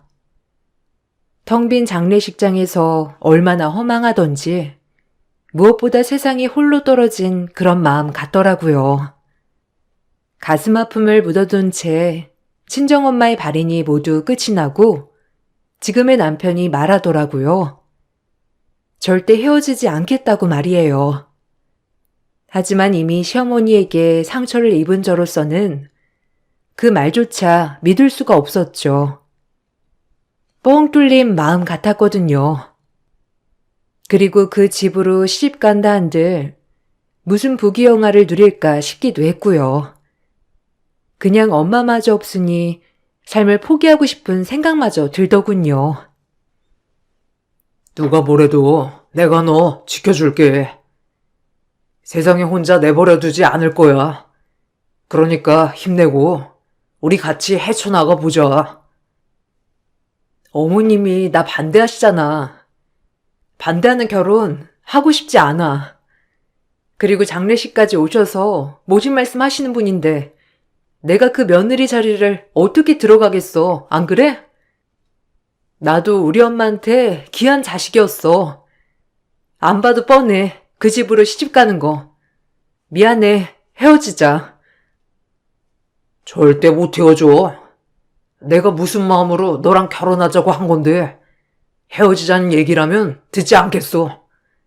그러니까 너도 마음 단단히 먹어. 전 남편에게 헤어지자고 요구했지만 남편은 절대 들어주지 않았고 절 설득하기 시작했어요. 전 완강히 남편과 헤어질 것을 다짐했지만 참 사랑이 뭔지 그게 쉽게 되지 않더라고요. 가뜩이나 엄마도 돌아가셔서 심신이 약해질 대로 약해진 저는 남편에게 의존을 하게 되었죠. 그렇게 시댁이 완강하게 반대하는 결혼을 진행하게 되었어요. 어찌나 고된 시집살이였는지. 하지만 그럼에도 불구하고 지금의 남편을 만난 것은 후회되지 않아요. 무엇보다 사랑하고 존경스러운 남편이기 때문이죠. 그렇게 반대하는 결혼 진행했으니 이제 이 집에서 나 죽었다 생각하고 살아라. 알겠어? 내가 얼마나 큰 마음 먹은 건데. 엄마, 무슨 말씀을 그렇게 하세요? 저 영미 없으면 못 살아요. 다 좋게 허락해 줘놓고 이제 와서 영미한테 왜 그래요? 뭐야? 어디 엄마한테 바락바락 대더니?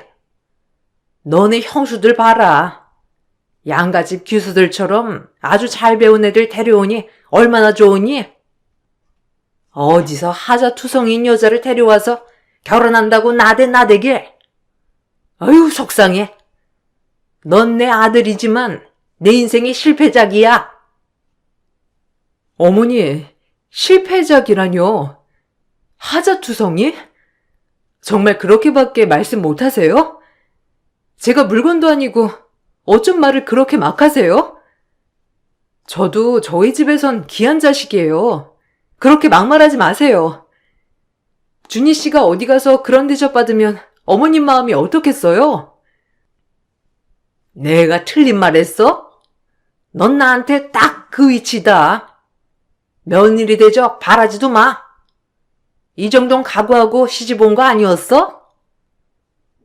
제가 잘하면 어머님 마음도 돌아설 거라고 생각했어요. 그리고 부모 여인 게 제 탓도 아닌데 어쩜 그리 아픈 말만 골라 하세요?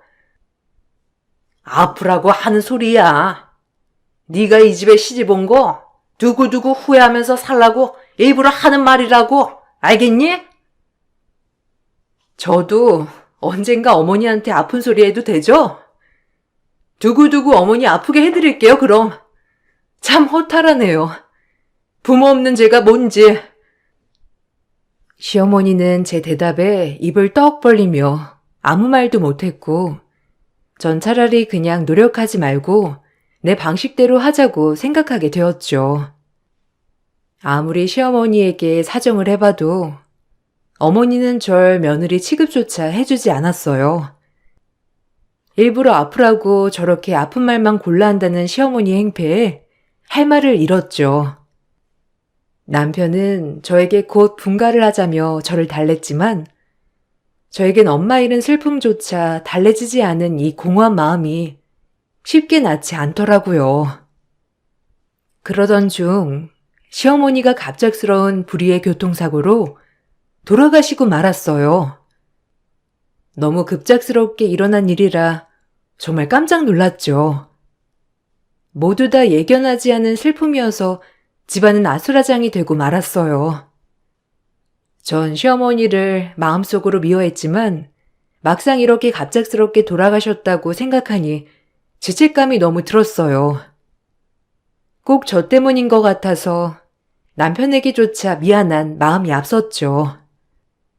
그렇게 시어머니의 갑작스런 죽음으로 인해 장례식을 진행하게 되었어요.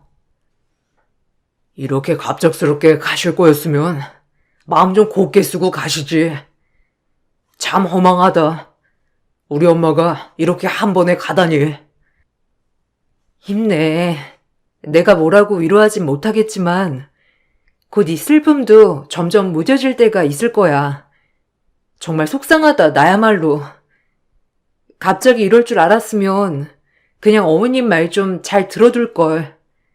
말대꾸한 게 후회가 남네. 나도 어머님 상처받으라고 나쁜 말만 골라 한 것 같아.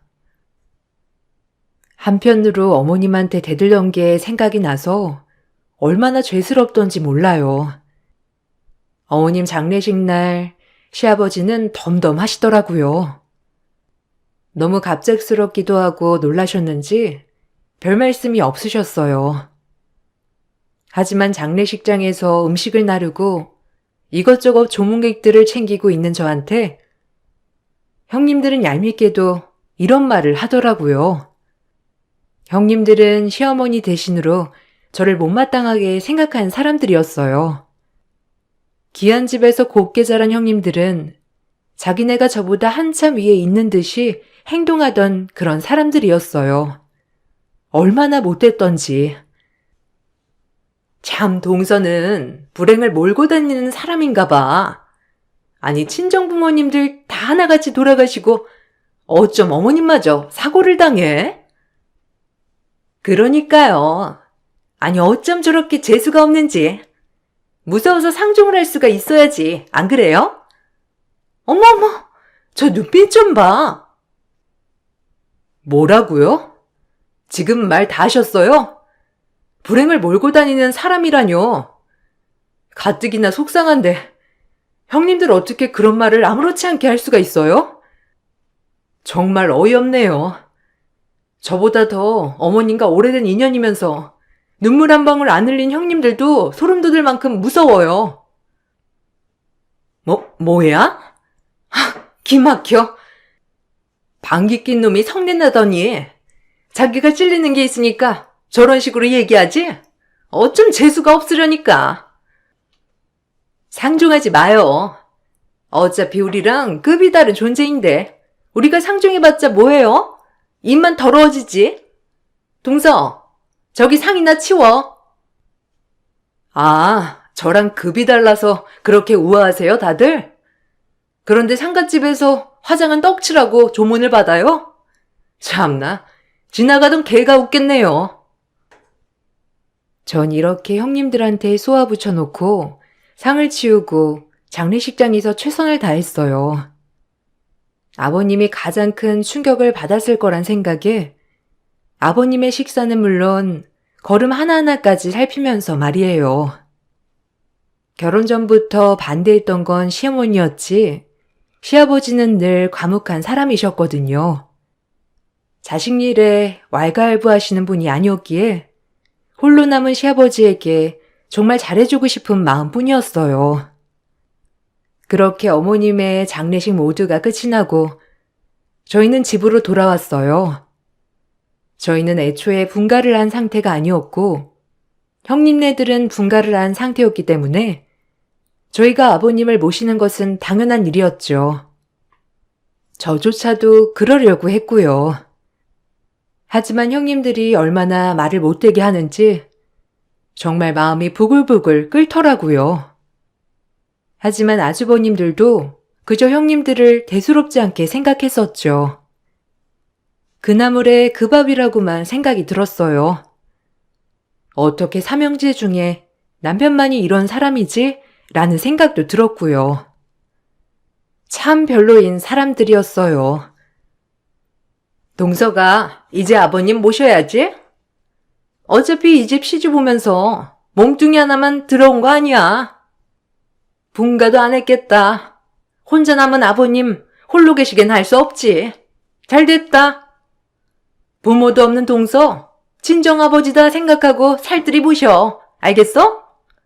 상부상조네. 부모 없는 처내고와 아버지 생겼다 생각하고 봉양 살뜰히 하란 말이야. 아주 딱이다, 딱이야. 안 그래, 작은 동서? 잘 어울려. 그러니깐요. 가뜩이나 아버지 없는 동서, 아버지 생겼다고 생각하면 되죠, 뭐. 친정 아버지다 생각하고 잘 모셔, 하여튼. 아, 어떻게 그런 말을 아무렇지 않게 할 수 있어요? 형님들이 그렇게 안 해도 아버님 제가 잘 모실 거지만 그런 식으로 남 아픈데 찔러가며 낄낄거리지 마세요. 귀하게 자라면 뭐하나요? 말을 그렇게 못 빼먹은 것처럼 하는데 돌아가 주세요. 그래, 혼자 잘났지 동서는? 잘난 것도 없으면서 그놈의 자격지심. 가지 말래도 갈 거야. 여보, 우린 가자. 동서도 얼른 일어나. 아우, 무서워서 무슨 말이라도 하겠어?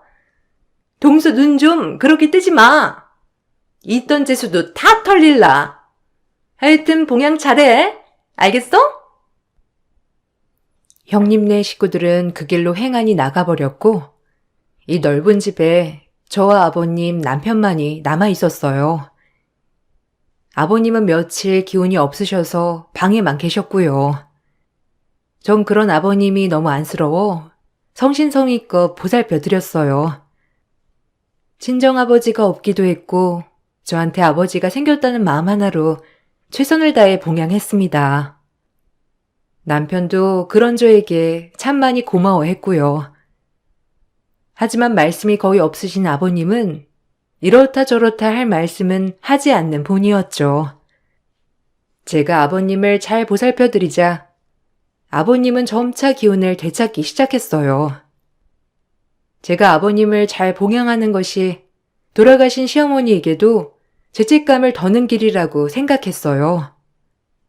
돌아가시기 전까지 저를 반대하던 시어머니에게 그래도 좋은 모습을 보여드리고 싶은 마음이 있었거든요.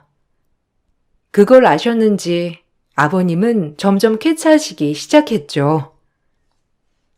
고마워. 자기 덕분에 아버지가 이젠 운동도 나가시고 활력을 되찾으신 것 같아. 자기가 옆에서 잘 보살펴줘서 그래. 아니야. 나도 아버지 생긴 것 같고 좋은데 뭐. 아버님이 말씀도 참 없으시지만 그래도 내가 해드리는 음식이 입맛에 맞으셔서 다행이야. 요새 이런 재미로 산다니까. 우리 분가도 그냥 좀 천천히 생각하자. 아버님 이제서야 기운 찾으셨는데 쭉 모시고 싶어. 아, 너무 고마워. 내가 어떻게 자기 같은 사람을 만났을까?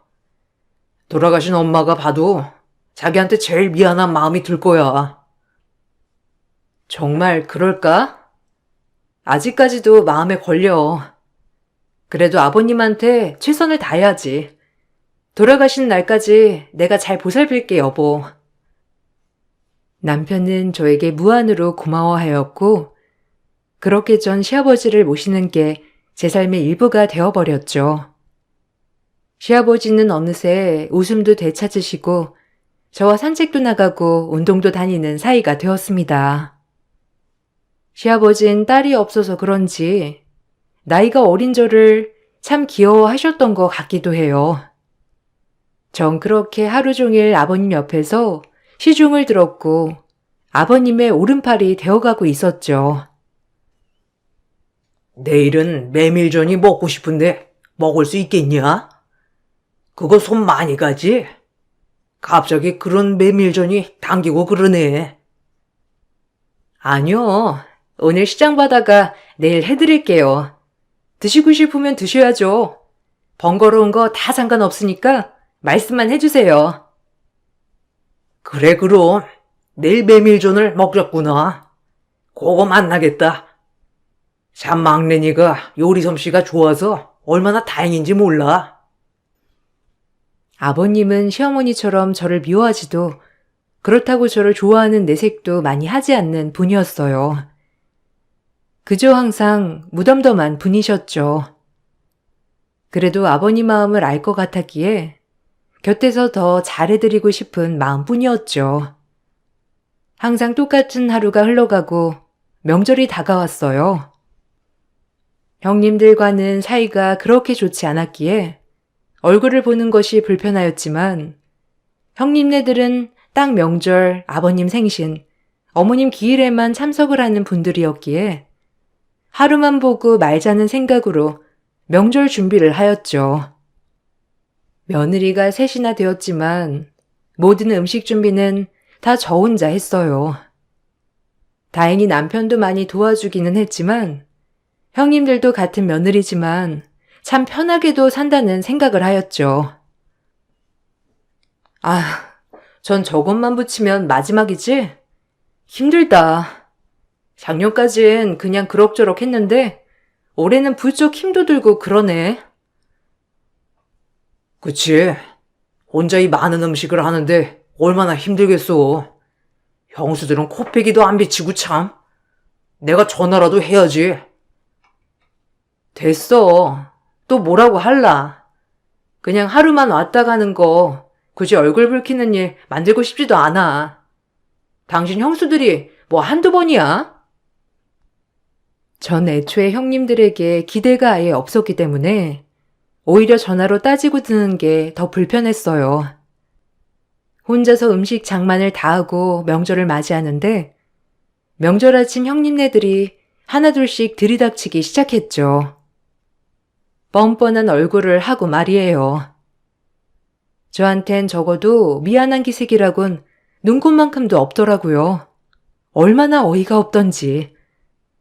그래도 원래 그런 사람들이니 그냥 좋게 넘어가자고 생각했어요.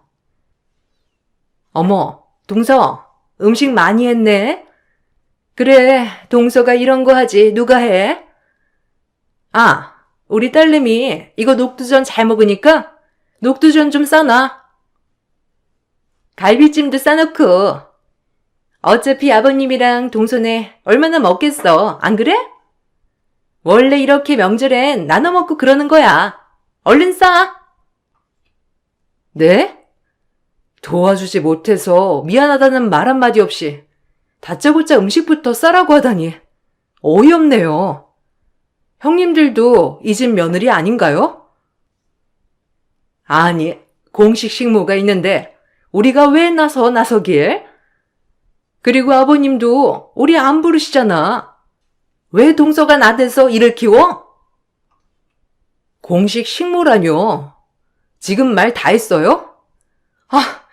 누군 이렇게 뼈 빠지게 고생하고 싶어서 하는 줄 아세요? 사람들이 양심 있어야지. 주방에서 저희끼리의 목소리가 커지자 아버님이 놀라 주방으로 달려오셨어요. 그리곤 저희의 냉기류를 파악하시고 한마디 하시더라고요. 아버님만이 제 편을 들어주길 바랬지만 아버님은 그 누구에게도 싫은 소리 한번 안 하시는 분이었기에 이번 일도 그저 그렇게 넘어가시더라고요.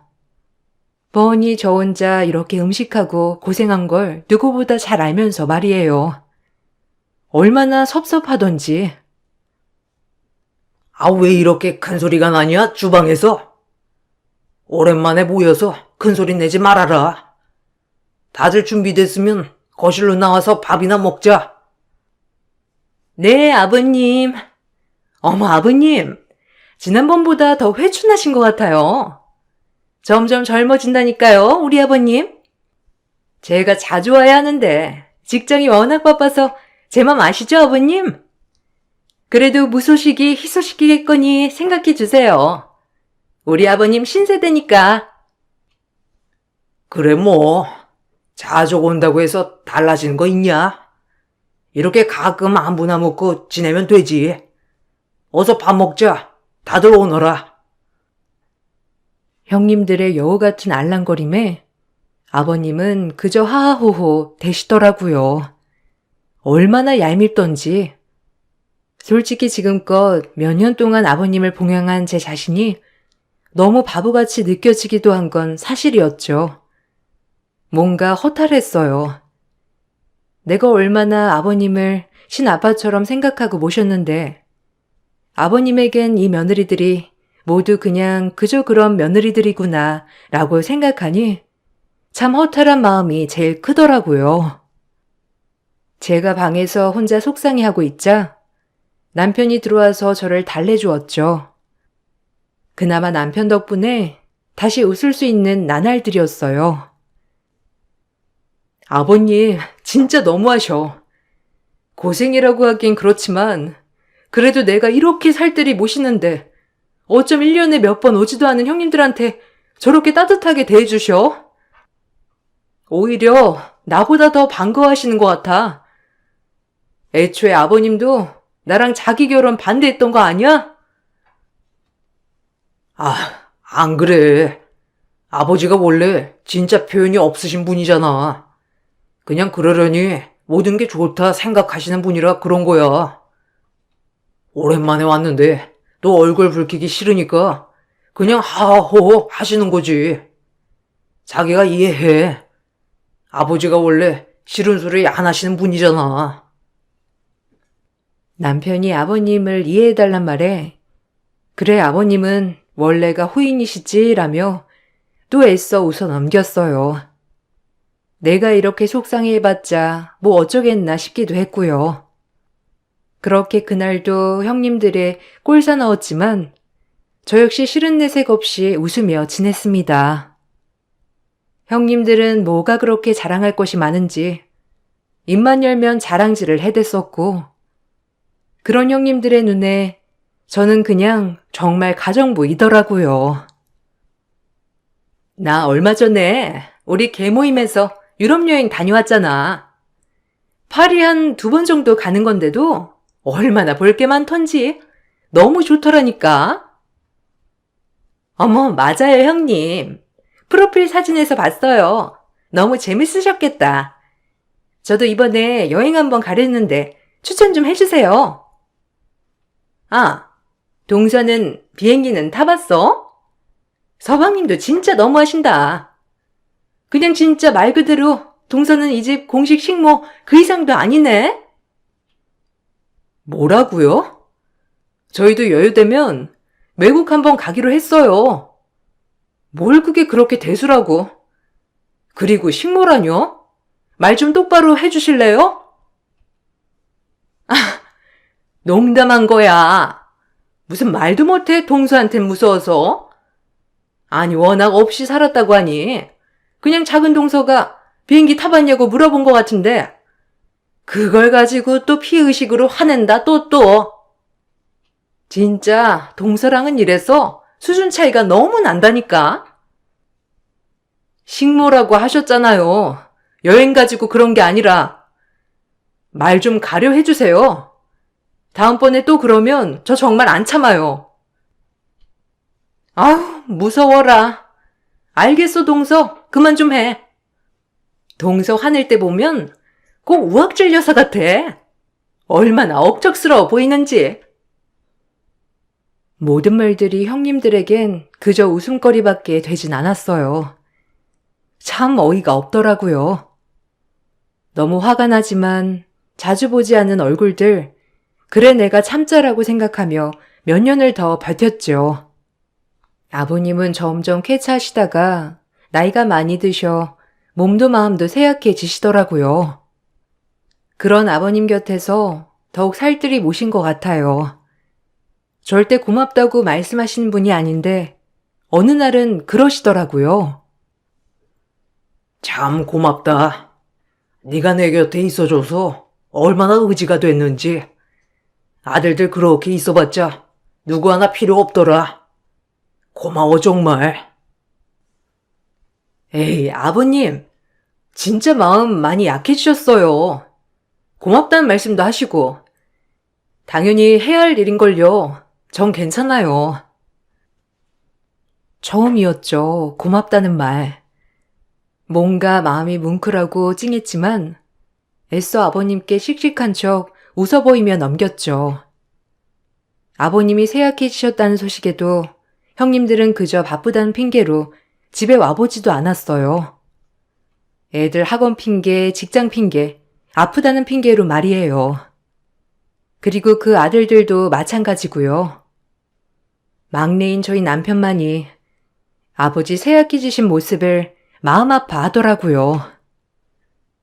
우리 아버지가 어디 가서 저렇게 새하게 보이실 분이 아닌데 참 세월이 뭔지 이렇게 빨리 흐를 수가 있나 싶어. 그치. 당신도 참 마음이 그렇겠다. 젊은 아버지를 보았으니까 말이야. 그래도 아버님이 당신한테 참 많이 고마우실 거야. 고맙긴 아들로서 당연히 해야 할 일인데 당신한테 제일 고맙지. 나한테 시집와서 여태까지 자기 하고자 하는 일 다 미뤄두고 편찮은 아버지만 옆에서 주야장천 모셨으니 내가 어떤 말을 해도 참 당신한테 모자라다. 고마워 여보. 우리 부부잖아. 그런 말 마. 나도 친정아빠 없는 빈자리 아버님이 채워주신 것 같아서 얼마나 감사한데. 오래 사셨으면 좋겠어. 하지만 이런 말이 무색하게 아버님은 급격히 안 좋아지시기 시작했고 모든 가족들을 불러 모아 유산을 정리하기 시작하셨어요. 아버님이 유산을 정리한다는 말에 그렇게 바쁘다는 아주버님과 형님들은 기대를 하며 집으로 당장 오더라고요. 거짓된 눈물쇼를 펼치기 시작한 형님들을 보며 얼마나 기가 막히던지. 장남과 차남인 아주버님들은 잔뜩 기대를 하는 모양이더라고요. 내가 이제 얼마 안 남은 것 같다. 미리 빨리 유산을 정리해야 너희끼리도 싸움이 안 날 거 아니냐? 큰애 작은애한테는 맞이이기도 하고 차남이기도 하니 저기 창고에 조대용 금고가 2개 있을 거야. 나 죽으면 금고 열어보아라. 그리고 우리 집 막내. 그동안 나 봉양하고 보살피느라 고생 많았지? 손에 뿔 마를 날 없이 매일 장 보고 힘들게 먹고 싶은 거 다 해주느라 고생이 많았어. 그래서 너한테 꼭 필요한 거 준비했다. 저기 작은 다락방에 장바구니 하나 있을 거야. 그거는 네 거야. 알겠니? 시아버지의 말에 형님들은 울음을 멈추고 킥킥대기 시작했죠. 저 역시도 당황하긴 마찬가지였고요. 저에게 많은 걸 남겨달라고 바란 적은 한 번도 없지만 이렇게 형님들 앞에서 장바구니로 모욕을 주실 줄은 정말 몰랐거든요. 정말 아버님께 너무하다고 소리쳐 따지고 싶었지만 아버님이 너무 노쇠해지셔서 그럴 순 없었어요. 그리고 나서 아버님은 그 말을 끝으로 이틀 후 돌아가셨습니다. 유산은 유산이고 슬픈 건 또 슬프더라고요. 돌아가신 엄마 장례 다음으로 제일 슬펐던 장례식이었죠. 아버님, 죄송합니다. 더 잘 모셨어야 했는데 항상 부족한 며느리지만 애써 참아주셔서 감사했어요. 감사해요. 동서, 그만 울어. 아버님 뭐 호상이지, 안 그래? 그리고 아버님도 인정한 거야. 이제 공식 식모라는 걸. 아유, 어쩜. 그러니깐요. 아무리 잘해봤자 장남 차남 따라가겠어요? 걔는 고생한 거지. 딱 수준에 맞게 주시는 거 봐요, 아버님이. 아버님의 장례 때 저런 말을 하고 있는 형님들이 정말 이해가 가지 않고 분노가 차올랐지만 목소리도 나오지 않을 정도로 울었어요. 그리고 발인이 끝난 후 다들 집에 모여 아버님이 주신 유산을 풀어보는데 형님들이 간 창고에는 초대용 금고 하나씩이 정말 있더라고요.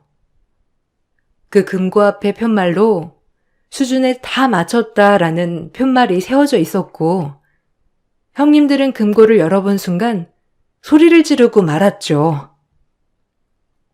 어머, 이게 뭐야? 지금 아무것도 없잖아? 장난해? 설마 금고만 주신 거 아니겠지? 아니, 이게 뭐야? 아버님 장난치시는 거야? 아니, 저희 금고에도 아무것도 없어요. 나 원참 어떻게 된 거야 도대체? 아버님이 설마 이런 걸로 장난치시려고요? 그리고 다락방에 가서 꺼내온 장바구니 안에 서류를 열어서 살펴보니 아버님이 생전 가지고 있던 건물과 땅이 다 저희 신랑과 제 앞으로 되어 있었어요. 얼마나 눈물이 나던지. 그리고 그 옆에 조그마한 편지 하나. 아버님이 돌아가시기 전 생전에 저에게 남긴 편지 한 장이었죠. 그 편지를 읽고 전 오열을 하고 말았습니다. 얼마나 슬프고 아버님이 보고 싶던지. 예, 그동안 참 고생 많았다. 무뚝뚝한 시합에 모시느라 힘들었지. 처음 너를 본 순간 참 귀엽고 마음에 들어 우리 며느리 했으면 좋겠다 싶었는데 네 시어머니가 그렇게 널 반대했더구나. 내가 다 미안하다. 너한테 아픔만 준 것 같아서. 나를 봐서 시어미도 용서해 주겠니? 네가 아니었으면 난 산목숨이 아니었을 거다. 아들들도 못하는 거 피 한 방울 안 섞인 네가 해줘서 고맙다. 고맙다는 말로는 부족해. 나한테 며느리는 너 하나고 앞으로도 하나일 거야.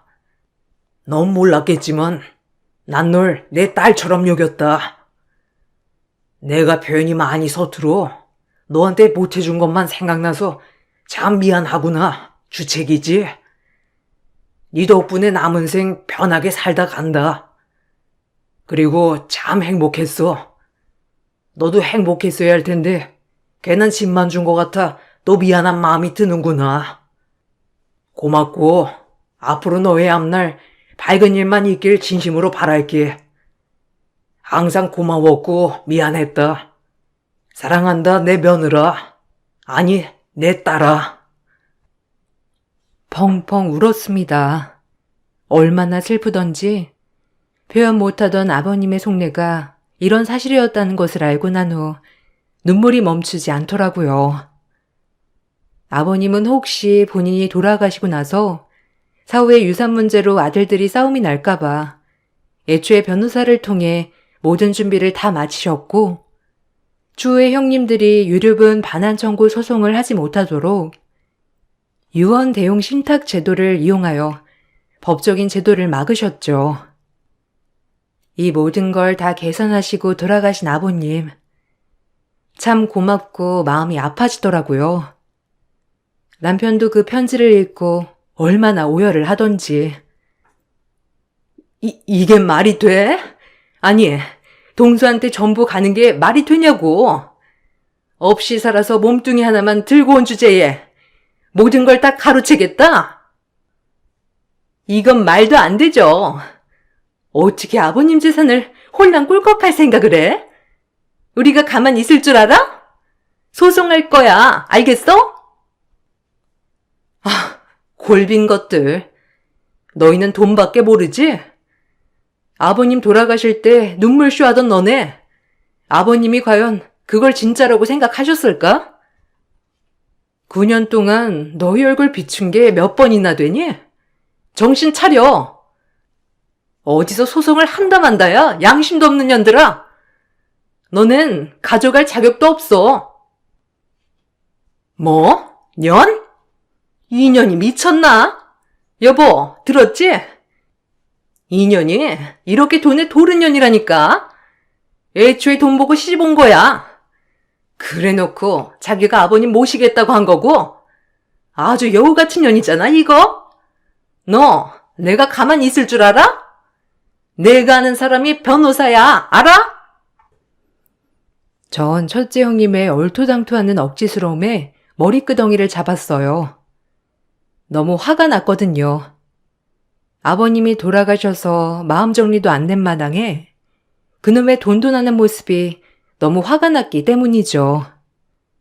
제가 첫째 형님의 머리끄덩이를 잡아대자 덩달아 둘째 형님도 제 머리끄덩이를 잡기 시작했어요. 저희는 셋이서 치고받고 난리가 났었죠. 하지만 깡다구밖에 없던 저를 이길 수 없던 공주님들은 저에게 아주 기깔나게 맞았답니다. 분에 안 풀려 씩씩거리던 그 모습들이 얼마나 우습던지. 전 그러고 나서 형님네들을 모두 내쫓았어요. 추후에 아주버님들이 번갈아 남편에게 가만히 있지 않겠다며 협박 전화가 오고 소송을 건다고 으름장을 놓았죠. 너 내가 가만히 있을 줄 알아? 순진한 척 해가지고 아버지 재산을 네가 홀랑 끌고 가려고 해? 여자 잘못 만나서 돈에 눈이 멀었구나. 아버지가 노망이 난 거야, 노망이. 어디 재산을 너희한테만 주실 수가 있어? 내가 장남인데, 어? 형도 정신 차려. 돈밖에 안 보이는 거야? 형 솔직히 아버지 얼마나 찾아뵀어? 그런 말 할 자격이 있어? 참 실망이다. 넌 이제 내 동생 아니다. 둘째도 그렇게 전해달래. 소송 걸어서 재산 반이라도 받아올 거니까 그런 줄 알아. 알겠어? 아주버님네는 소송을 걸었지만 아버님 생전에 유언 내용 신탁 제도를 활용하여서 아버님의 재산 상속 부분을 찾아올 수 없었죠. 법원은 저희 편을 들어주었고 결국 아버님 재산을 지킬 수 있었어요. 어찌나 감사하던지. 아버님이 형제들의 이런 모습까지 꿰뚫고 이런 제도를 이용하셨다는 것도 참 아버님답다고 생각이 들었죠. 그렇게 저흰 형님네들과 절연을 하였고 저희끼리 행복하게 살아가고 있습니다. 아버님이 물려주신 재산 덕분에 돈 걱정하지 않고 편안하게 살고 있기도 하고요. 그래도 성실한 남편은 결혼 전부터 하던 일을 꾸준히 하며 가장으로서 신뢰를 무한으로 보여주고 있어요. 평생 아빠 없이 살며 외로운 저에게 아빠가 돼주신 시아버님이 문득문득 생각이 날 때면 펑펑 울고 털어버린답니다. 조금 더 오래 살아계셨다면 더 잘해드릴 수 있었을 텐데 라는 생각도 들지만 그래도 마지막 가는 길 주 덕분에 행복했다는 아버님 말씀이 참 저에게 위안이 되더라고요. 이 글을 쓰면서도 아버님과의 추억이 떠올라서 눈물이 핑 돌았어요. 아버님이 딱 하루만 살아계신다면 저희 아빠가 되어줘서 고맙다고 전해드리고 싶은 날이네요. 여러분, 별거 아닌 책을 읽어주셔서 감사해요. 그럼 마치겠습니다.